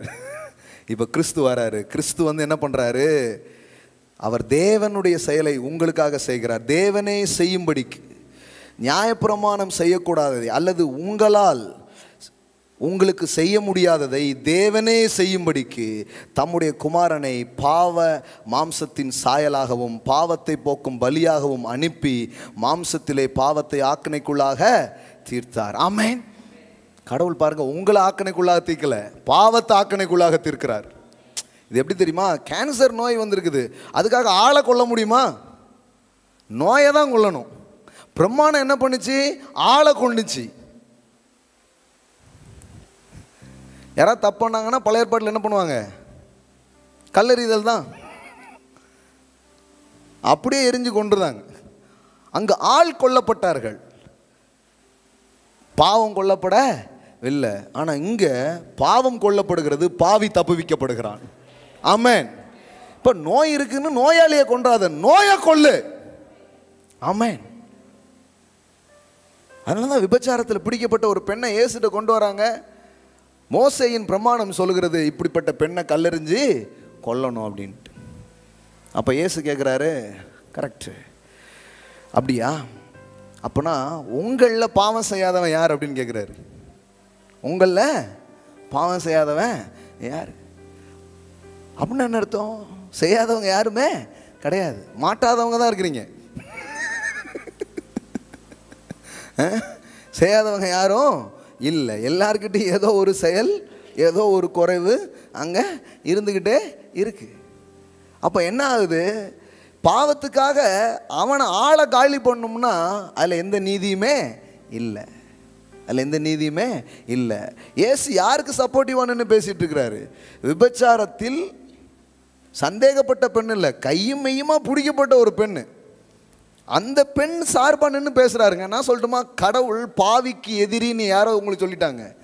பாவம் செய்த மனிதனின் சார்பாக நின்று அவன் வாழ்வுக்காக பேசுகிற ஒரு இரட்சகரை இந்த வேதாகமம் உங்களுக்கு அறிமுகம் செய்கிறது. ஆமென். நீ பாவம் பண்ணிட்டியா, முதல் எதிரியே கடவுள் தான்ட்டாங்க. நான் சொல்றேன், உங்களுக்கு முதல் ஆதரவாளரே கடவுள் தான். பாவத்தில் வாழ்கிற, பாவத்தில் சிக்கி கொண்டிருக்கிற, பாவ பழக்கங்களை மாட்டிட்டு இருக்கிற உங்களுக்கு முதலில் கை கொடுப்பவர் உங்கள் தேவனாக அவர் இருக்கிறார். ஆமாங்க. இன்னும் சொல்ல போனா உலகமே உங்க மேல கையில் கல்லை தூக்கிட்டு நிற்கலாம், ஆனா கர்த்தர் உங்க பக்கமா நிற்பார், கர்த்தர் உங்க சார்பா நிற்பார். இந்த தியாலஜியை கிறிஸ்தவ சபையாலே புரிந்து கொள்ள முடியாது. அதனாலதான் அவங்களுக்கு இந்த கிருபையை பற்றி பேசினானே ஒரு மாதிரி ஆயிடுது அவங்களுக்கு. என்ன எங்க ஜீசஸ் யார் பக்கம் நின்னார்? விபச்சாரி பக்கம் நின்னாரா அல்லது அந்த விபச்சாரியை குற்றம் சாட்டினாங்களா மத தலைவர்கள், அவங்க பக்கம் நின்னாங்க? நல்லா கண்டுபிடிச்சிங்களா? கொண்டு அப்படி பேசிட்டு இருந்தார் அவரு? இல்லை, இந்த பெண் பக்கம் தான் நின்னார். நான் சொல்றேன், காட் இஸ் யுவர் சைட். ஆமென். எல்லாம் சொல்லுங்க, அவர் உங்க பக்கமா இருக்கிறார். அதெல்லாம் ரைட்டு, அந்த இதெல்லாம் மாற்றணும், சிலதை சரிப்படுத்தணும், அதெல்லாம் ரைட்டு. ஆனால் என்னானாலும் உன் பக்கத்தில் நான் இருக்கிறேன் அப்படிங்கிறார். I am on your side. Amen. அதனால நான் அடிக்கடி சொல்வேன், God is your side, you are a winning side. தேவன் நம் பட்சத்தில் இருந்தால் நமக்கு விரோதமாய் நிற்பவன் யார்? யார் பக்கம் நின்னாரு? விபச்சாரம் செய்த ஒரு பெண் பக்கம் கடவுள் நின்றார். நம்ப முடியுதா உங்களால? அதான் பைபிள். அதனால தான் மதங்கள் பேசாத மகா உன்னதமான சுவிசேஷத்தை என் வேதம் பேசுகிறது. அதுதான் கிருபையின் செய்தியாக இருக்கிறது. அதுதான் இந்த உலகத்துக்கு தேவைப்படுற செய்தியாக இருக்கிறது. இந்த உலகத்தை மாத்திர செய்தியாக அது இருக்கிறது. வேற எதுவும் தேவையில்லைங்க இந்த உலகத்துக்கு. ஓ உத்தமர்களே, புண்ணியர்களே, புனிதர்களே வாருங்கள் அப்படிலாம் ஏன் சொல்ல. வருத்தப்பட்டு பாரம் சுமக்கிறவர்களே, வருத்தப்பட்டு பாரம் சுமந்து வாழ்க்கையை வாழ முடியாம தவிச்சிட்டு இருக்கிறியா, என்னிடத்தில் வாருங்கள், நான் உங்களுக்கு இளைப்பாறுதல் தருகிறேன். ஆமென். நீ வாப்பா, நான் உன் பக்கம் நிற்கிறேன், பார்ப்போம் எந்த கல் உன் மேலே விழுதுன்னு பார்ப்போம். ஏசு இப்போ கேட்குறாரு, உங்களில் பாவம் செய்யாதவன் முதல் கல்ல எரிங்க சொல்லிட்டு அவர் குனிஞ்சு என்ன பண்ணுறாரு? எழுதிட்டு இருக்கிறார். பல விதத்தில் இதை வியாக்கியானம் பண்ணுறாங்க. முதல்ல நான் என்ன நினைக்கிறேன்னா, அந்த இடத்துல எல்லாரும் நின்று கொண்டிருந்த போது அந்த பெண் குனிந்து கொண்டிருந்தாள். முதல்ல அந்த பெண்ணோடு சேர்த்து இயேசுவும் குனிஞ்சு நிற்கிறார், கம்பெனி கொடுக்குறாரு நான் நம்புகிறேன். I am on your side, I am on your side. உன் கூட சேர்ந்து நானும் குனிஞ்சு நிற்கிறேன். ஆனால் நான் குனிய வேண்டியதில்லை. ஆனால் நான் நிமிரும் போது நீயும் நிமிர்ந்துருவ. அதுக்காக தான் நான் குனியும்படிக்காக வந்தேன். நான் நிமிரும் போது உன் தலையும் சேர்ந்து தான் நிமிரும். அதுதான் சிலுவை. That is cross. அதனால தான் ரோமர்கள் நிருபத்தில் இப்போ வாஸ்தவ அந்த அதிகாரத்தில் பவுல் சொல்கிறார் பாருங்க. எப்படி சொல்கிறாரு? தேவனே செய்யும்படிக்கு தம்முடைய குமாரனை பாவ மாம்சத்தின் சாயலாக பாவத்தை போக்கும் பலியாக அனுப்பி வச்சாராம். அப்படின்னா கல்லர்கள் நடுவில் தான் தொங்குனார். குற்றமற்றவர், பாவமே அறியாதவர், பாவமாக என்ன பண்ணுறாரு? மாறுறாரு. என்னன்னா நம்ம இடத்த அவர் எடுத்துக்கிறார். நம்ம நிற்க வேண்டிய இடத்துல அவர் வந்து நிற்கிறாரு. அவர் குற்றவாளி போல நிற்கிறாரு. ஏன்னா நம்ம அங்குதான் அவரை சந்திக்க முடியுது. அங்குதான் மனுஷன் அவரை பார்க்க முடியுது. அவரோடு அவன் தொடர்புடையவனாக தன்னை யோசிக்க முடியுது. அப்போ கடவுள் எந்த அளவுக்கு தன்னை தாழ்த்துறாரு, எந்த அளவுக்கு அவர் இறங்கி வராரு. அதனால தான் பாருங்கள், என் கடவுள் எங்கேயோ ஒரு இடத்துல உட்காந்துக்கிட்டு என்னை ஏறிவான்னு சொன்ன கடவுள் இல்லை. நான் எங்கே இருக்கிறேனோ அங்கே எனக்காக இறங்கி வந்த கடவுளாக அவர் இருக்கிறார். ஆமென். நம்ம எங்கே இருக்கிறோமோ அங்கே அவர் இறங்கி வராருங்க. அவரும் குனிஞ்சிட்டு இருக்கிறார், இப்போ எழுதிட்டு இருக்கிறாரு. ஸோ நிறைய பேர் அதை வியாக்கியானம் பண்ணுறாங்க. சிலர் சொல்கிறாங்க அவங்களுடைய பாவத்தெல்லாம் எழுதினாரு அப்படி சொல்கிறாங்க. ஆனால் இஸ்ரவேல் தேசத்தினுடைய அந்த அந்த அந்த இடம் இருக்குது பார்த்தீங்களா, அந்த பூமி, அந்த தரை எப்படி இருக்குன்னா, இட்ஸ் அ ஸ்டோனி கிரவுண்ட். அப்படியே கல்லாக தான் இருக்கும். ஸோ இப்போ அந்த கல்லில் விரல் வச்சு என்ன பண்ணுறாரு? எழுதுறாரு. அப்படின்னா என்ன அர்த்தம்னா, மோசையின் பிரமாணம் சொல்லுகிறது இவளை என்ன பண்ணுங்க, கொள்ளுங்க. ஒரு நாள் பிரமாணம் இந்த டேப்லெட் கொடுத்தார 2, அது கல்லால் அவர் தான் எழுதினார். அவர் என்ன சொல்லாருன்னா, தம்பி எழுதுன என்கிட்டயே சொல்லிட்டு இருக்கிறியா? அது எழுதுனதே யார் தான்? நான் தான் எழுதினேன். கல்லில் ஒரு விரல் எழுதுகிறது என்றால் எத்தனையோ வருஷத்துக்கு முன்னாடி ஒரு விரல் அந்த கல்லில் எழுதினது. நானே இப்போ அதை என்ன பண்ணுறேன், தூக்கி போடுறதுக்காக தான் வந்திருக்கேன். ஏன்னா அது செய்ய முடியாததை நான் செய்யும்படி இறங்கி வந்திருக்கிறேன். ஆமென். நியாயப்பிரமாணம் செய்ய முடியாததை குமாரன் செய்யும்படியாய் வந்தார். இவங்க அந்த கல்லை பிடிச்சிக்கிட்டே இருக்கிறாங்க, குமாரனை விட்டாங்க. மதம் பண்ணுறது என்ன தெரியுமா, ஏதோ ஒன்று சொல்லுவாங்க இல்லையா, முக்கியமானதை பிடிக்காம வேற எதையோ பிடிச்சிட்டு போகிறது. பிள்ளையை குளிப்பாட கூப்பிட்டு போயிட்டு ஏதோ அந்த சட்டியில் வச்சு குளிப்பாட்டு கடைசியில் சட்டி பேரை கூட சட்டியை கொண்டு வந்து பிள்ளையை விட்டு போயிட்டாங்கங்களா, அது மாதிரி ஆயிடுச்சு. பிரமாணத்தை பெருசாக என்ன பண்ணிட்டாங்க, பிடிச்சாங்களே தவிர குமாரன் என்ன பண்ணிட்டாங்க, விட்டுட்டாங்க. பிரமாணமே என்னென்னா, குமாரனண்டை கொண்டு போய் சேர்க்கிற ஒரு உபாத்தி போல், ஒரு பாயிண்ட் பண்ணுற ஒரு சிம்பிளாக தான் கடவுளை அதை என்ன பண்ணார், கொடுத்தாரு. இப்போ வந்து அவர்கிட்டயே அதை பற்றி என்ன பண்ணுறாங்க, பேசிகிட்டு இருக்கிறாங்க. அவர் சொன்னார், நியாயப்பிரமாணம் கொல்ல சொல்லுது அப்படின்னா உங்கள் எல்லாரையும் கொல்லணும், அம்புட்டு வேலை என்ன பண்ணணும், சாவணும். அதில் போட்டிருக்குது, சிறியோர் முதல் பெரியோர் வரைக்கும் எல்லாரும் கல்லை போட்டு என்ன பண்ணிட்டான், போயிட்டான். ஒருத்தன் கூட இல்லை. இப்போ ஏசு கேட்குறாரு, அம்மா யாராவது இருக்காங்களா? ஒருத்தனும் இல்லை. இப்போ உன் மேலே கல் அடிக்கணும்னா யார் மட்டும் தான் அடிக்க முடியும்? அந்த இடத்துல உன்னை கல் அடிக்கிறதுக்கு ஒரே தகுதியான ஆள் யார் தான்? நான் தான். ஏன்னா உங்களில் பாவம் செய்யாதவன் எவனோ அவன் ஒரே ஆள் நான் தான். இப்போ அவர் சொல்கிறாரு, நானும் உன்னை ஆக்கினைக்குள்ளாய் தீர்க்கிறது இல்லை, நீ போ, இனி பாவம் செய்யாதே. ஆமென். அது பல விதமாக விளக்குறாங்க. ஆங்கிலத்தில் வந்து இனி பாவம் செய்யாதே அப்படிங்கிறது NKJV மற்றதில் போட முடியுமா? அதாவது அது எப்படி வருதுன்னா, இப்போ பாருங்களேன், இதிலே ஒரு விஷயம் பாருங்கள். இயேசு வந்து இப்படி சொல்லலை. ஏன்னா எப்படி சொன்னார்னு புரிய வைக்கிறதுக்கு முன்னாடி எப்படி சொல்லலைங்கிறது விளங்கினா தான் இது விளங்கும். பாருங்களேன், சில இதெல்லாம் அப்படி சொன்னால் தான் புரியும். நீ இனிமே பாவம் செய்யாத, உன்னை நான் தண்டிக்க மாட்டேன் அப்படி சொல்லலை.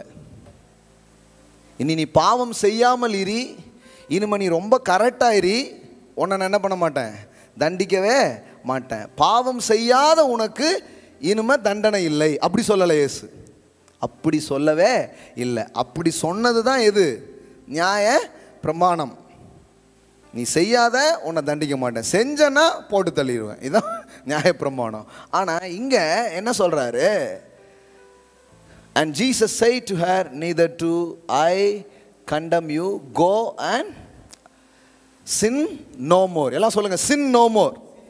இதை இந்த sin no more என்ன தெரியுமா? நீ பாவியே இல்லைங்கிறார். அதான் அர்த்தம் sin no more. அப்படின்னா என்ன? நீ பாவமே இல்லை, நீ நீதி. எல்லாம் உங்களுக்கு சொல்லுங்க, sin no more. பாவம் செய்யாத அப்படிங்கிற விதத்தில் மட்டும் இல்லை, அதை இப்படியும் வியாக்கியானம் பண்ண முடியும் அப்படிங்கிறாங்க. எப்படின்னா sin no moreனா என்ன? நான் உன்னை இப்போ அப்படியே பார்க்கல, உன்னை என் பிள்ளையா பார்க்குறேன், உன்னை கழுவப்பட்ட நபராக பார்க்கிறேன், உன்னை நீதியாக பார்க்கிறேன். பாவம் அறியாத ஒருவர் பாவியாய் தொங்க முடியும் என்றால், பாவத்திலே வாழ்ந்த ஒரு பெண்ணை தேவன் நீதியாய் பார்ப்பது நியாயமான ஒன்றாக இருக்கிறது. இயேசு பாவம் செய்யலை, ஆனால் என்ன ஆனார்? பாவம் ஆனார். இப்போ உங்கள் செயலிருந்து நீங்கள் எப்படி விடுதலை ஆவறீங்க தெரியுமா? உங்கள் செயலுக்கான பலனை அவர் எடுத்துக்கிறார். உங்களுடைய செயலினால் வருகிற சகல தீமையையும் யார் எடுத்துக்கிறா? அதுதாங்க ரட்சகருடைய வேலை. ஆனால் உலக தத்துவமும் மதங்களின் போதுன்னு என்ன சொல்லுது?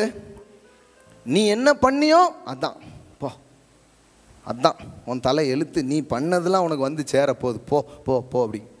அது ரியாலிட்டி மாதிரி இருக்கலாம், but it's not a truth. கடவுள் அப்படிப்பட்ட உலகத்துக்கு தான் ஒரு செய்தி வச்சுருக்கிறார். பாவத்தின் சம்பளம் மரணம். இதோடயே முடிச்சிட்டாங்க பைபிளில். அதுக்கப்புறம் சொல்லுங்க, முழு வசனத்தை சொல்லுங்க, கடவுளுடைய கிருபையோ வாழ்வு. இது சொல்லாமல் விட்டாங்க. இப்போ அதான் சொன்னேன் நான், ஒரு 100 கிறிஸ்தவங்களை கூப்பிட்டு பாவத்தின் சம்பளம் மரணம், அதுக்கப்புறம் என்னன்னு கேளுங்க, அதுக்கப்புறம் தான் அதுக்கப்புறம் என்னன்னு வராது. ஏன்னா அதோட முடிச்சுட்டாங்க, பாவத்தின் சம்பளம் மரணம். ஆனால் அது முழு வசனமா? அதுக்கப்புறம் புள்ளி வச்சு கம்மா போட்டு என்ன சொல்கிறாங்க பாரு, அதான் செய்தியே. ஆனால் எது செய்தியோ அது போய் சேரல. பாவத்தின் சம்பளம் மரணம், பாவத்தின் சம்பளம் மரணம், பாவத்தின் சம்பளம் மரணம், இதே பேசிட்டாங்க. அது இப்போ கொஞ்சம் பேருக்கு வேலை வேறு இருக்க மாட்டுக்கா, வருமானம் வேறு இருக்க மாட்டுக்கு. சிலர் சொல்கிறாங்க அந்த சம்பளமாவது கிடைக்கிடுங்க அப்படிங்காங்க. எந்த அளவுக்கு போயிட்டாங்க பாருங்க. பாஸ் பெசாட்டி அந்த சம்பளமாவது கொடுங்க அப்படிங்காங்க. ஏன்னா ஒரு சம்பளமும் வர மாட்டுக்கு. அங்கே பாருங்க, தேவனுடைய கிருபை வரமோ அப்படின்னா என்ன? தேவனுடைய செயலோ, தேவனுடைய தாராள செயலோ, நம்முடைய கர்த்தராகிய இயேசு கிறிஸ்துவினால் உண்டான நித்திய ஜீவன். அது கூட நீங்க கவனிங்களேன். For the wages of sin is death. கடவுளுடைய தண்டனை மரணம்னு பைபிளில் போடலங்க. கவனிச்சிங்களா? பாவத்தின் கூலிதான் மரணம், கடவுளின் தண்டனை மரணம் இல்லை. It's a consequence. நீங்கள் என்ன பண்ணுறீங்க, நீங்கள் பண்ணதனுடைய விளைவு, அந்த செயலின் விளைவு அதுதான். For the wages of sin is death. கூலி தான், பாவத்தின் கூலி தான் மரணம். ஆனால் கடவுள், பாவமே அறியாத ஒரு கடவுள் ஏன் பாவிகளுக்கு நடுவில் தொங்கினார்? ஒரு தப்புமே செய்யாத ஒருத்தர் ஏன் கல்லர்களுக்கு நடுவில் போய் அப்படி தொங்கினார்? இது யோசித்தே பார்க்கல பாருங்களேன், இது யோசித்தே பார்க்கல. அவர் செய்யலையே, செய்யாதவரை ஏன் தொங்க வச்சிங்க? ஏன்னா என் இடத்தை அவர் எடுத்துக்கொண்டு அவருடைய ஜீவனை எனக்கு கொடுத்து என்னை வாழ வைப்பதே தேவனுடைய செயலாக இருக்கிறது. That is the works of God. அதனால தான் வேதவசனம் சொல்லுது கொரிந்தியர்ல, இதை வாசித்து முடிப்போம். 2 கொரிந்தியர். Glory to be the living God. 2 கொரிந்தியர் 5:21. அவருக்குள் தேவனுடைய நீதியாகும்படி பாவம் அறியாத அவரை நமக்காக பாவமாக்கினார். எல்லாம் சொல்லுங்க, அவர் பாவம் செய்யவில்லை, அவர் பாவமானார். அது மாதிரி தான் நீங்கள் இப்போ சொல்லுங்க, நான் நீதி செய்யவில்லை, நான் நீதிமான் ஆயிட்டேன். அப்படின்னா என்ன? நீங்கள் என்ன செஞ்சீங்களோ அதுக்குள்ள உங்கள் வாழ்க்கை இல்லை, அவர் என்ன செஞ்சாரோ அதுக்குள்ள உங்க வாழ்க்கை இருக்கு. That is a gospel, my friend. இப்போ இயேசுவின் நீதிக்கு என்னெல்லாம் வரணுமோ அதெல்லாம் உங்க தலை மேல வரும். அதுதான் வாக்குத்தத்தம், அதுதான் ஆசீர்வாதம். இயேசு எதையெல்லாம் பெற தகுதியோ இப்பொழுது அதை பெற நீங்கள் தகுதியாக்கப்பட்டுறீங்க. நம்ப முடியுதா உங்களால? என்னங்க நம்ம எவ்ரிடே நம்முடைய மெடிடேஷன் என்ன தெரியுமா இருக்குது? நான் என்ன பண்ணேன், நான் என்ன பண்ணல, நான் பண்ணதுக்கு என்ன வரும், என்ன வராது, இதை யோசிச்சுட்டே இருக்கிறோம். ஆனால் நம்ம மெடிடேஷன் எதுவாக மாறலைன்னா, what Christ done for us, அவர் எனக்காக என்ன செய்தார், என் இடத்த அவர் எடுத்தார், அப்போமே நான் காணாமல் போயிட்டேன், அவர் எனக்காக என்ன செஞ்சாரோ அது என் மேலே வருகிறது, அது என் தலை மேலே வருகிறது, என் தலைமுறை மேலே வருகிறது. அவர் அதனால தான் கேட்குறேன், இயேசு சபிக்கப்பட தகுதியானவரா? கேள்வி புரியுதா? சபிக்கப்பட அவர் தகுதியானவரா? கிடையாது. இப்போ நமக்குள்ள என்ன கேள்வி? நான் ஆசீர்வதிக்கப்பட தகுதியானவரா? நம்ம மனசு என்ன சொல்லுது? இல்லை. அப்போ சபிக்கப்பட தகுதி இல்லாத அவர் சபிக்கப்பட்டார், ஆசீர்வதிக்கப்பட தகுதி இல்லைன்னு சொல்ற நீங்களும் நானும் ஆசீர்வதிக்கப்படும்படியாய் அப்படி ஒரு செயல் நடந்தது. இப்போ நீங்க எதன் அடிப்படையில் ஆசீர்வதிக்கப்படுறீங்கன்னா, உங்க செயலை கடவுள் கணக்கிலே எடுக்கலங்க, அது அக்கௌண்ட்லேயே இல்லைங்கிறார். நம்ம தான் காத்தா புக்குன்னு ஆப்பை டவுன்லோட் பண்ணிட்டு அலைஞ்சிட்டு இருக்கோம்.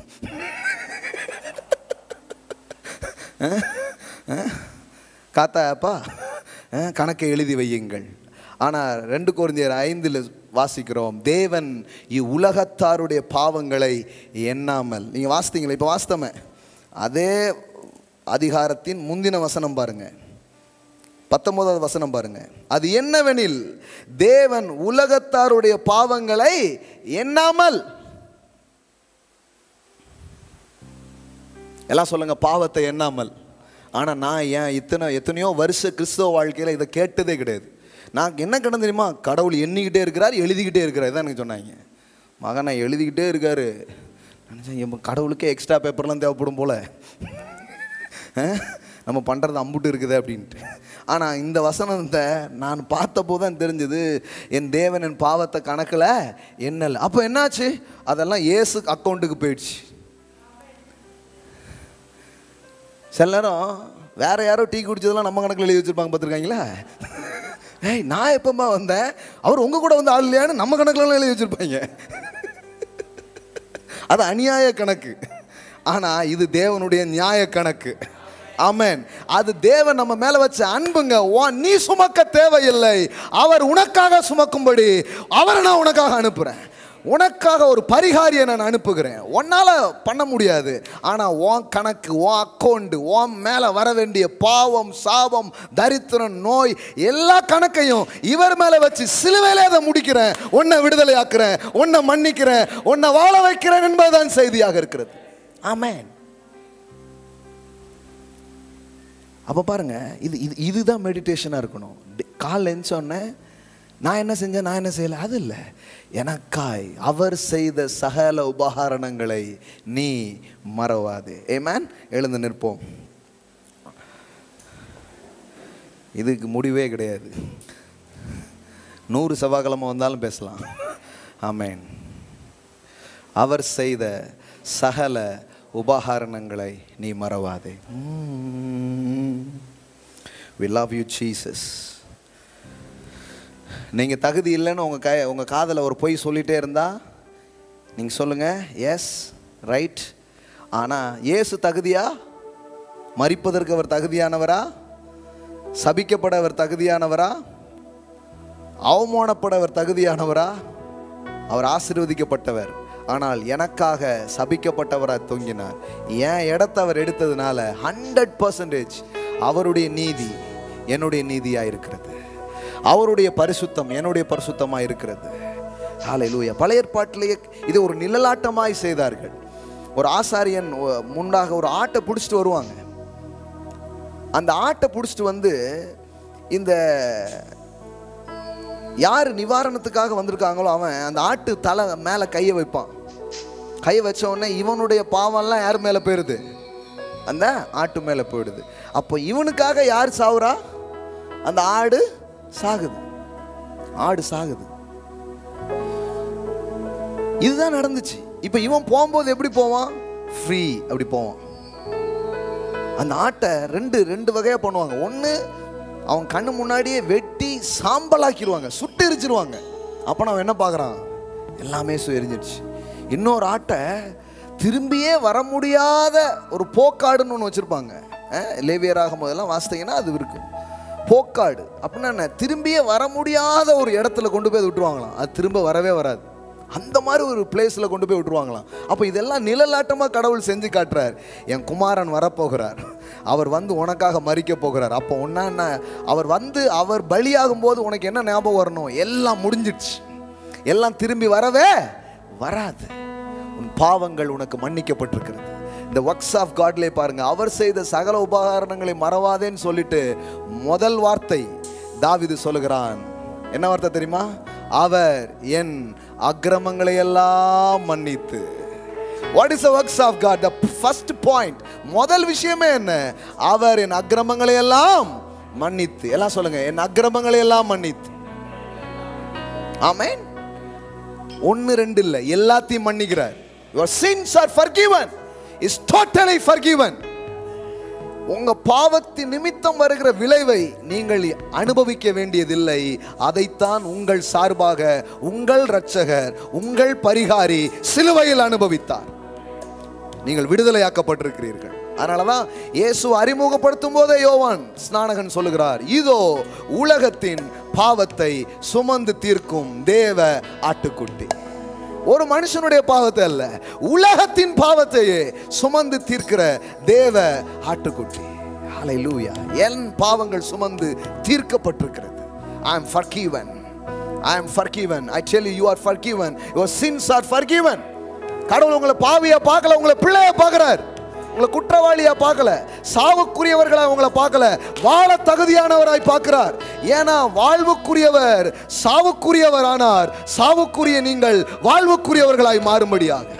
Cross is a divine exchange. சிலுவை என்பது ஒரு தெய்வீக பரிமாற்றமா இருக்கிறது. அங்க ஒரு பரிமாற்றம் நடந்திருக்கிறது. உங்க இடத்தை அவர் எடுத்துட்டு இருக்கிறார். உங்க இடத்தை அவர் எடுத்தார் என்பது மட்டுமல்ல, அவர் இடத்தை உங்களுக்கு கொடுத்தார் என்பதுதான் செய்தியாக இருக்கு. பாவம் அறியாத அவர் பாவமானார், நீதி அறியாத நாம் நீதியாகும்படியாக. Hallelujah. That's a love of God. That is a love of Christ. இன்னைக்கு பரிசுத்த ஆவியானவர் உங்களுக்குள் ஆழமாய் கிரியை செய்ய ஆரம்பிக்கிறார்.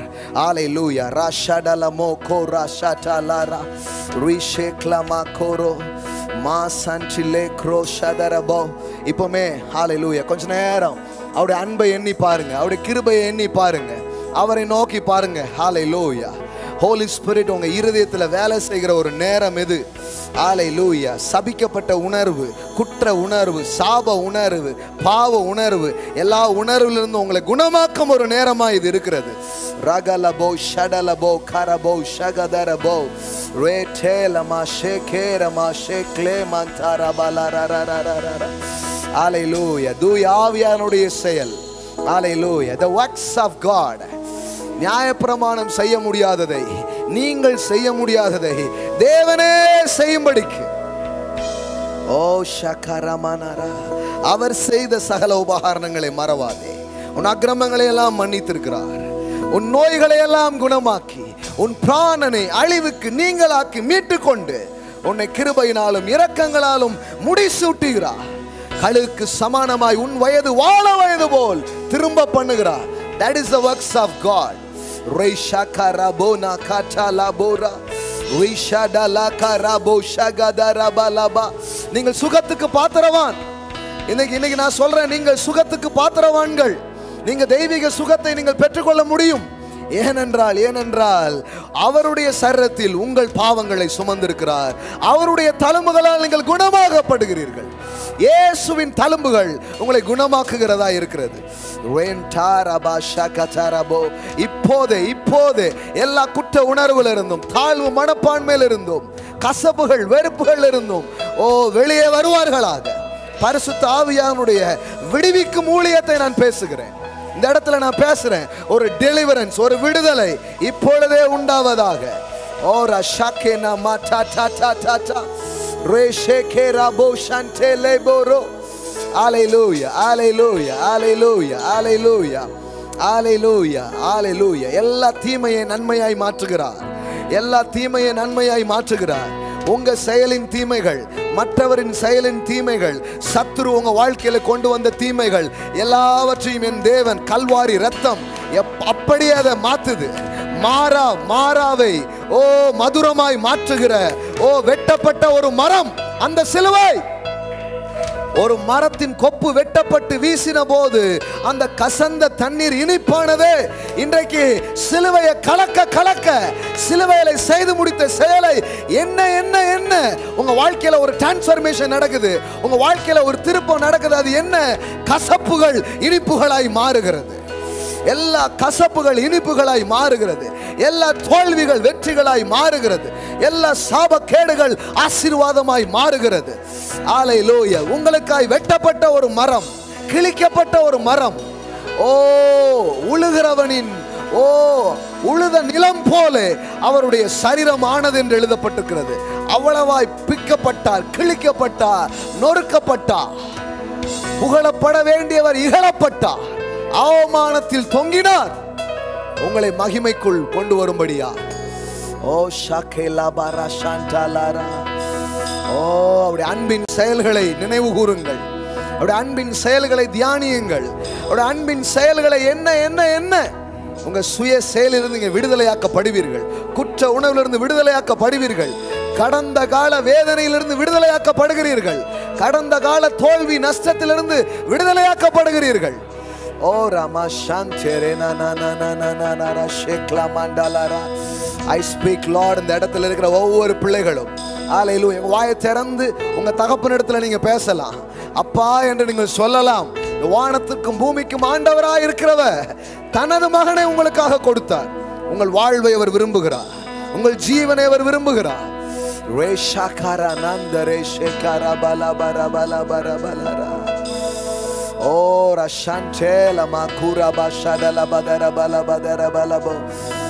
அல்லேலூயா அல்லேலூயா அல்லேலூயா. ஒரு தெய்வீக சுகம், ஒரு தெய்வீக விடுதலை, ஒரு தெய்வீக பலன், ஒரு தெய்வீக ஆறுதல், ஒரு தெய்வீக சமாதானம் இப்போதே இயேசுவின் நாமத்தினாலே ஆன்லைன்ல பார்க்கிற எத்தனையோ நாடுகள் இருந்து பார்க்கிற எல்லா பிள்ளைகளுடைய வாழ்க்கையில Lord I speak and I release the peace of God. Rashadara karamana darabo shekere berere.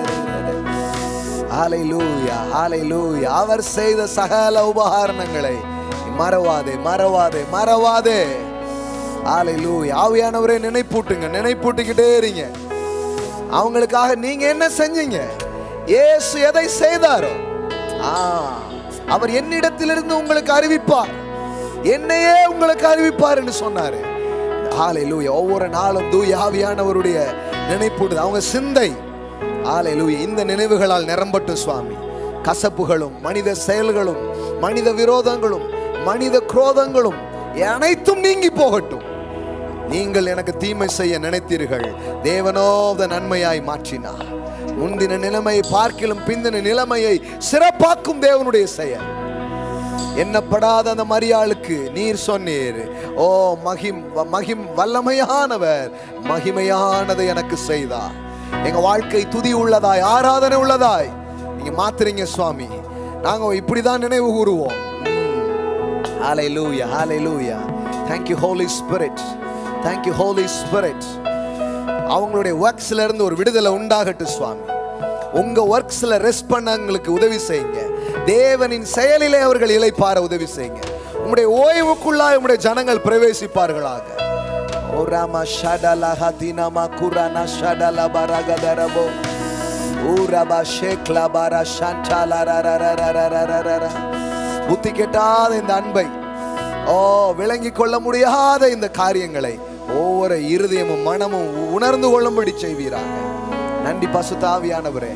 இந்த மாலையில நீர் செய்கிற செயலுக்காய் கிரியைகளுக்காய் நன்றி. இயேசுவின் நாமத்தினால் பிதாவே. Amen, amen, amen, amen. Praise God. Hallelujah. Wow, wow, wow, wow, wow, wow, wow, wow. Oh, shakarama shandelere. Amen. Hallelujah. Wow. அவரே அவர் கொடுத்தார். ஆமென். நான் வாழ அவர் மரித்தார், நான் சுகமடைய அவர் காயப்பட்டார், நீங்கள் ஆசீர்வதிக்கப்பட அவர் சபிக்கப்பட்டார். ஆமென். அவருடைய தழும்புகளால் நீங்கள் குணமானீர்கள். இதை மெடிடேட் பண்ணிட்டே இருங்க, இதை தியானிச்சுட்டே இருங்க. இதுல இருந்து தான் லைஃப் புறப்படுகிறது, இதுல இருந்து தான் ஜீவன் புறப்படுகிறது. சுகம், விடுதலை எல்லா காரியமும் இதுக்குள்ள தான் புறப்படுகிறது. ஆமென். ஆனால் பிசாசு என்ன பண்ணுவான்? நீ அதை செஞ்ச இதை செய்யலை, உங்களை கண்டம் பண்ணிட்டே இருப்பான். ரோமர் 8:1 சொல்லுகிறது, கிறிஸ்து இயேசுவுக்கு உட்பட்டவர்களாக இருக்கிற உங்களுக்கு ஆக்கினை தீர்ப்பு இல்லை. ஆமென். அப்படின்னா என்ன? குற்றம் சாட்டுதல் இல்லை. எல்லாம் சொல்லுங்க, குற்றம் சாட்டுதல் இல்லை. தண்டனை இல்லை. எல்லாம் சொல்லுங்க, தண்டனை இல்லை, குற்றம் சாட்டுதல் இல்லை. There is therefore now no condemnation in Christ Jesus. Amen. Praise God. கர்த்தருக்கு நாம் கொடுக்க போகிறோம். கொடுத்தல் என்பது அவர் கொடுத்தால் என்பதினுடைய வெளிப்பாடு தான், வேற ஒண்ணுமே கிடையாது. ஆமென். இந்த பணத்தை பார்க்கும்போது நான் உருவாக்கணும்னு நினைச்ச மனுஷன் ஒருத்தர் இருப்பானா, கடவுள் சொல்றாரு அப்ப நீ வாயிலே போட்டுக்கோ அப்படிங்கிறாரு. ஆனா பணத்தை பார்க்கும்போது இது நான் உண்டு பண்ணல, அவர் கொடுத்தார் அப்படின்னா கொண்டு வாங்குறாரு. அவ்வளோதான், வேற ஒன்றுமே கிடையாது. நீனே உண்டு பண்ணனா நீனே வச்சுக்கோ, ஆனால் நான் தான் உனக்கு கொடுத்த நீ நினச்சனா கிவ் டைட்ஸ் அப்படிங்கிறார். அதில் முதல் பலனை எடுத்துட்டு வா. அதனால தான் சபையில் தசம பாகங்களை செலுத்துகிறோம். நம் வருமானத்தில் 10ல் 1 பங்கை கொண்டு வந்து நாம் தேவனுக்கு கொடுப்பதின் காரணம் எதை நாம் சொல்லுகிறோம்? என்னுடைய சாமர்த்தியமும் என்னுடைய கைபலனும் இதை எனக்கு உண்டாக்கவில்லை, தேவன் இதை எனக்கு கொடுத்தார். தாவீது சொல்றான் பாருங்க, உமது கரத்தில் வாங்கி உமது கரத்தில் கொடுக்க. It's a honor to God. ஆனால் நான் சொல்லட்டுமா, நீங்க என்ன பண்றீங்களோ பண்ணலையோ தேவன் உங்களை ஆசீர்வதிச்சுட்டே இருப்பார். ஆமென். ஏன்னா யாரெல்லாம் நன்றி சொல்லுவீங்கன்னு பார்த்து கடவுள் சுகமாக்கல, 10 பேரையும் சுகமாக்கினாரு, ஒருத்தன் வந்து நன்றி சொன்னான். ஆனா சுகமாக்குற கடவுள் சுகமாக்கிட்டே தான் இருக்கிறார். நன்றியா இருக்கலாமா வேண்டாமாங்கிறது நம்ம சாய்ஸ். ஆனா குணமாக்குவது அவர் குணம், அதை அவர் மாற்றவே மாட்டார். ஆமென். நாம இன்னும் அந்த கிருபையில வளரலாம், பெருகலாம், அவரை போலவே வாழலாம். அவருடைய சாயலையே நம்மளும் இந்த பூமியில வெளிப்படுத்த நாம் அழைக்கப்பட்டிருக்கிறோம். ஆமென். ஆனா முதல்ல அவர் சாயல் தெளிவா தெரிஞ்சு அது உங்களுக்குள்ள கலந்தாதானே இது வெளியில வரும். அதனாலதான் கிருபையின் வித்துக்களை நாம் விதைத்து கொண்டிருக்கிறோம். ஆமென். நீங்கள் பாருங்கள், கொஞ்ச நாளில் பாருங்கள், நீங்கள் மற்றவங்களுக்கு மேலே எந்த அளவுக்கு அன்பு செலுத்த ஆரம்பிக்க முடியும்னா ஆண்டவர் மாதிரி அவங்களுக்காக இறங்கி என்ன வேணாலும் செய்ய ஆரம்பிச்சிருவீங்க ஒரு மனுஷனுக்காக. ஏன்னா எனக்காக ஒரு தெய்வம் இப்படி பண்ணிச்ச அப்படிங்கிற அன்பை உங்களை ஆட்கொள்ளும் போது நீங்கள் கூட மனுஷனுக்காக யாருக்காகவோ என்னெல்லாமோ செய்ய நீங்கள் ஆரம்பிப்பீங்க. ஆமென். அது வந்து ஃப்ரூட், அது தன்னால் நடக்கும். ஏமேன். ஆனால் உங்களுக்காக அவர் இப்படி செய்தார் என்று நீங்கள் நம்பலாம். ஏமேன். ஸோ நன்றி இருதயத்தோடு நாம் கொடுக்க போகிறோம். கரங்களை எடுத்துக்கொள்ளலாம். தேவனுக்கு கொடுக்க விரும்புகிற உங்கள் காணிக்கைகளை கரங்களை எடுத்துக்கொள்ளலாம். நம்ம ஜெபம் செய்து கொடுக்க போகிறோம். ஆன்லைனில் பார்க்குற பிள்ளைங்க ஆன்லைன் மூலமாக கூகுள் பே ஆர் ஃபோன்பே மூலமாக அக்கௌண்ட்டில் நீங்கள் என்ன பண்ணலாம், செலுத்தலாம். தகப்பனே, கர்த்தர் எனக்கு செய்த சகல உபகாரணங்களுக்காய் நான் அவருக்கு எண்ணத்தை செலுத்துவேன். நாங்கள் ஒன்றே ஒன்று தான் செய்ய முடியும். இந்த புது உடன்படிக்கையில் நான் என்ன பண்ணணும்னு கேட்குறாங்க. நான் சொல்கிறேன், சே தேங்க்ஸ். நாங்கள் ஒன்றே ஒன்று தான் செய்ய முடியும். நன்றி, நன்றி, ஸ்தோத்திரம். இது ஒன்று தான் சொல்ல முடியும், வேற எதுவுமே இல்லை. எல்லாத்தையுமே நீங்கள் செஞ்சுருக்கீங்க. நாங்கள் நன்றி சொல்லுகிறோம், நன்றியாக இருக்கிறோம். எங்களை சுகமாக்கினீர், எங்களை விடுவித்தீர், எங்களை மன்னித்தீர், எங்களை உயர்த்தினீர், நன்றி என்று சொல்லுகிறோம். அதனுடைய வெளிப்பாடாக நாங்கள் கொடுக்கிறோம். இன்னும் நன்மையும் கிருபையும் பெருகட்டும். கர்த்தாவே, எப்போவுமே நீங்கள் கொடுக்குறீங்க, அதை இன்னும் பெருக வைக்கிற தேவனாக இருக்கிறீங்க. பிள்ளைங்க கையில் செல்வம் பெருகட்டும், பணம் பெருகட்டும், பொருளாதார சிக்கலிலிருந்து விடுதலையாக்கப்பட்டு அவர்கள் கிறிஸ்துவின் சம்பூரணத்தை அனுபவிக்கட்டும் என்று நான் பேசுகிறேன். செய்வதற்காய் நன்றி. இயேசுவின் நாமத்தினால் பிதாவே, ஆமென்.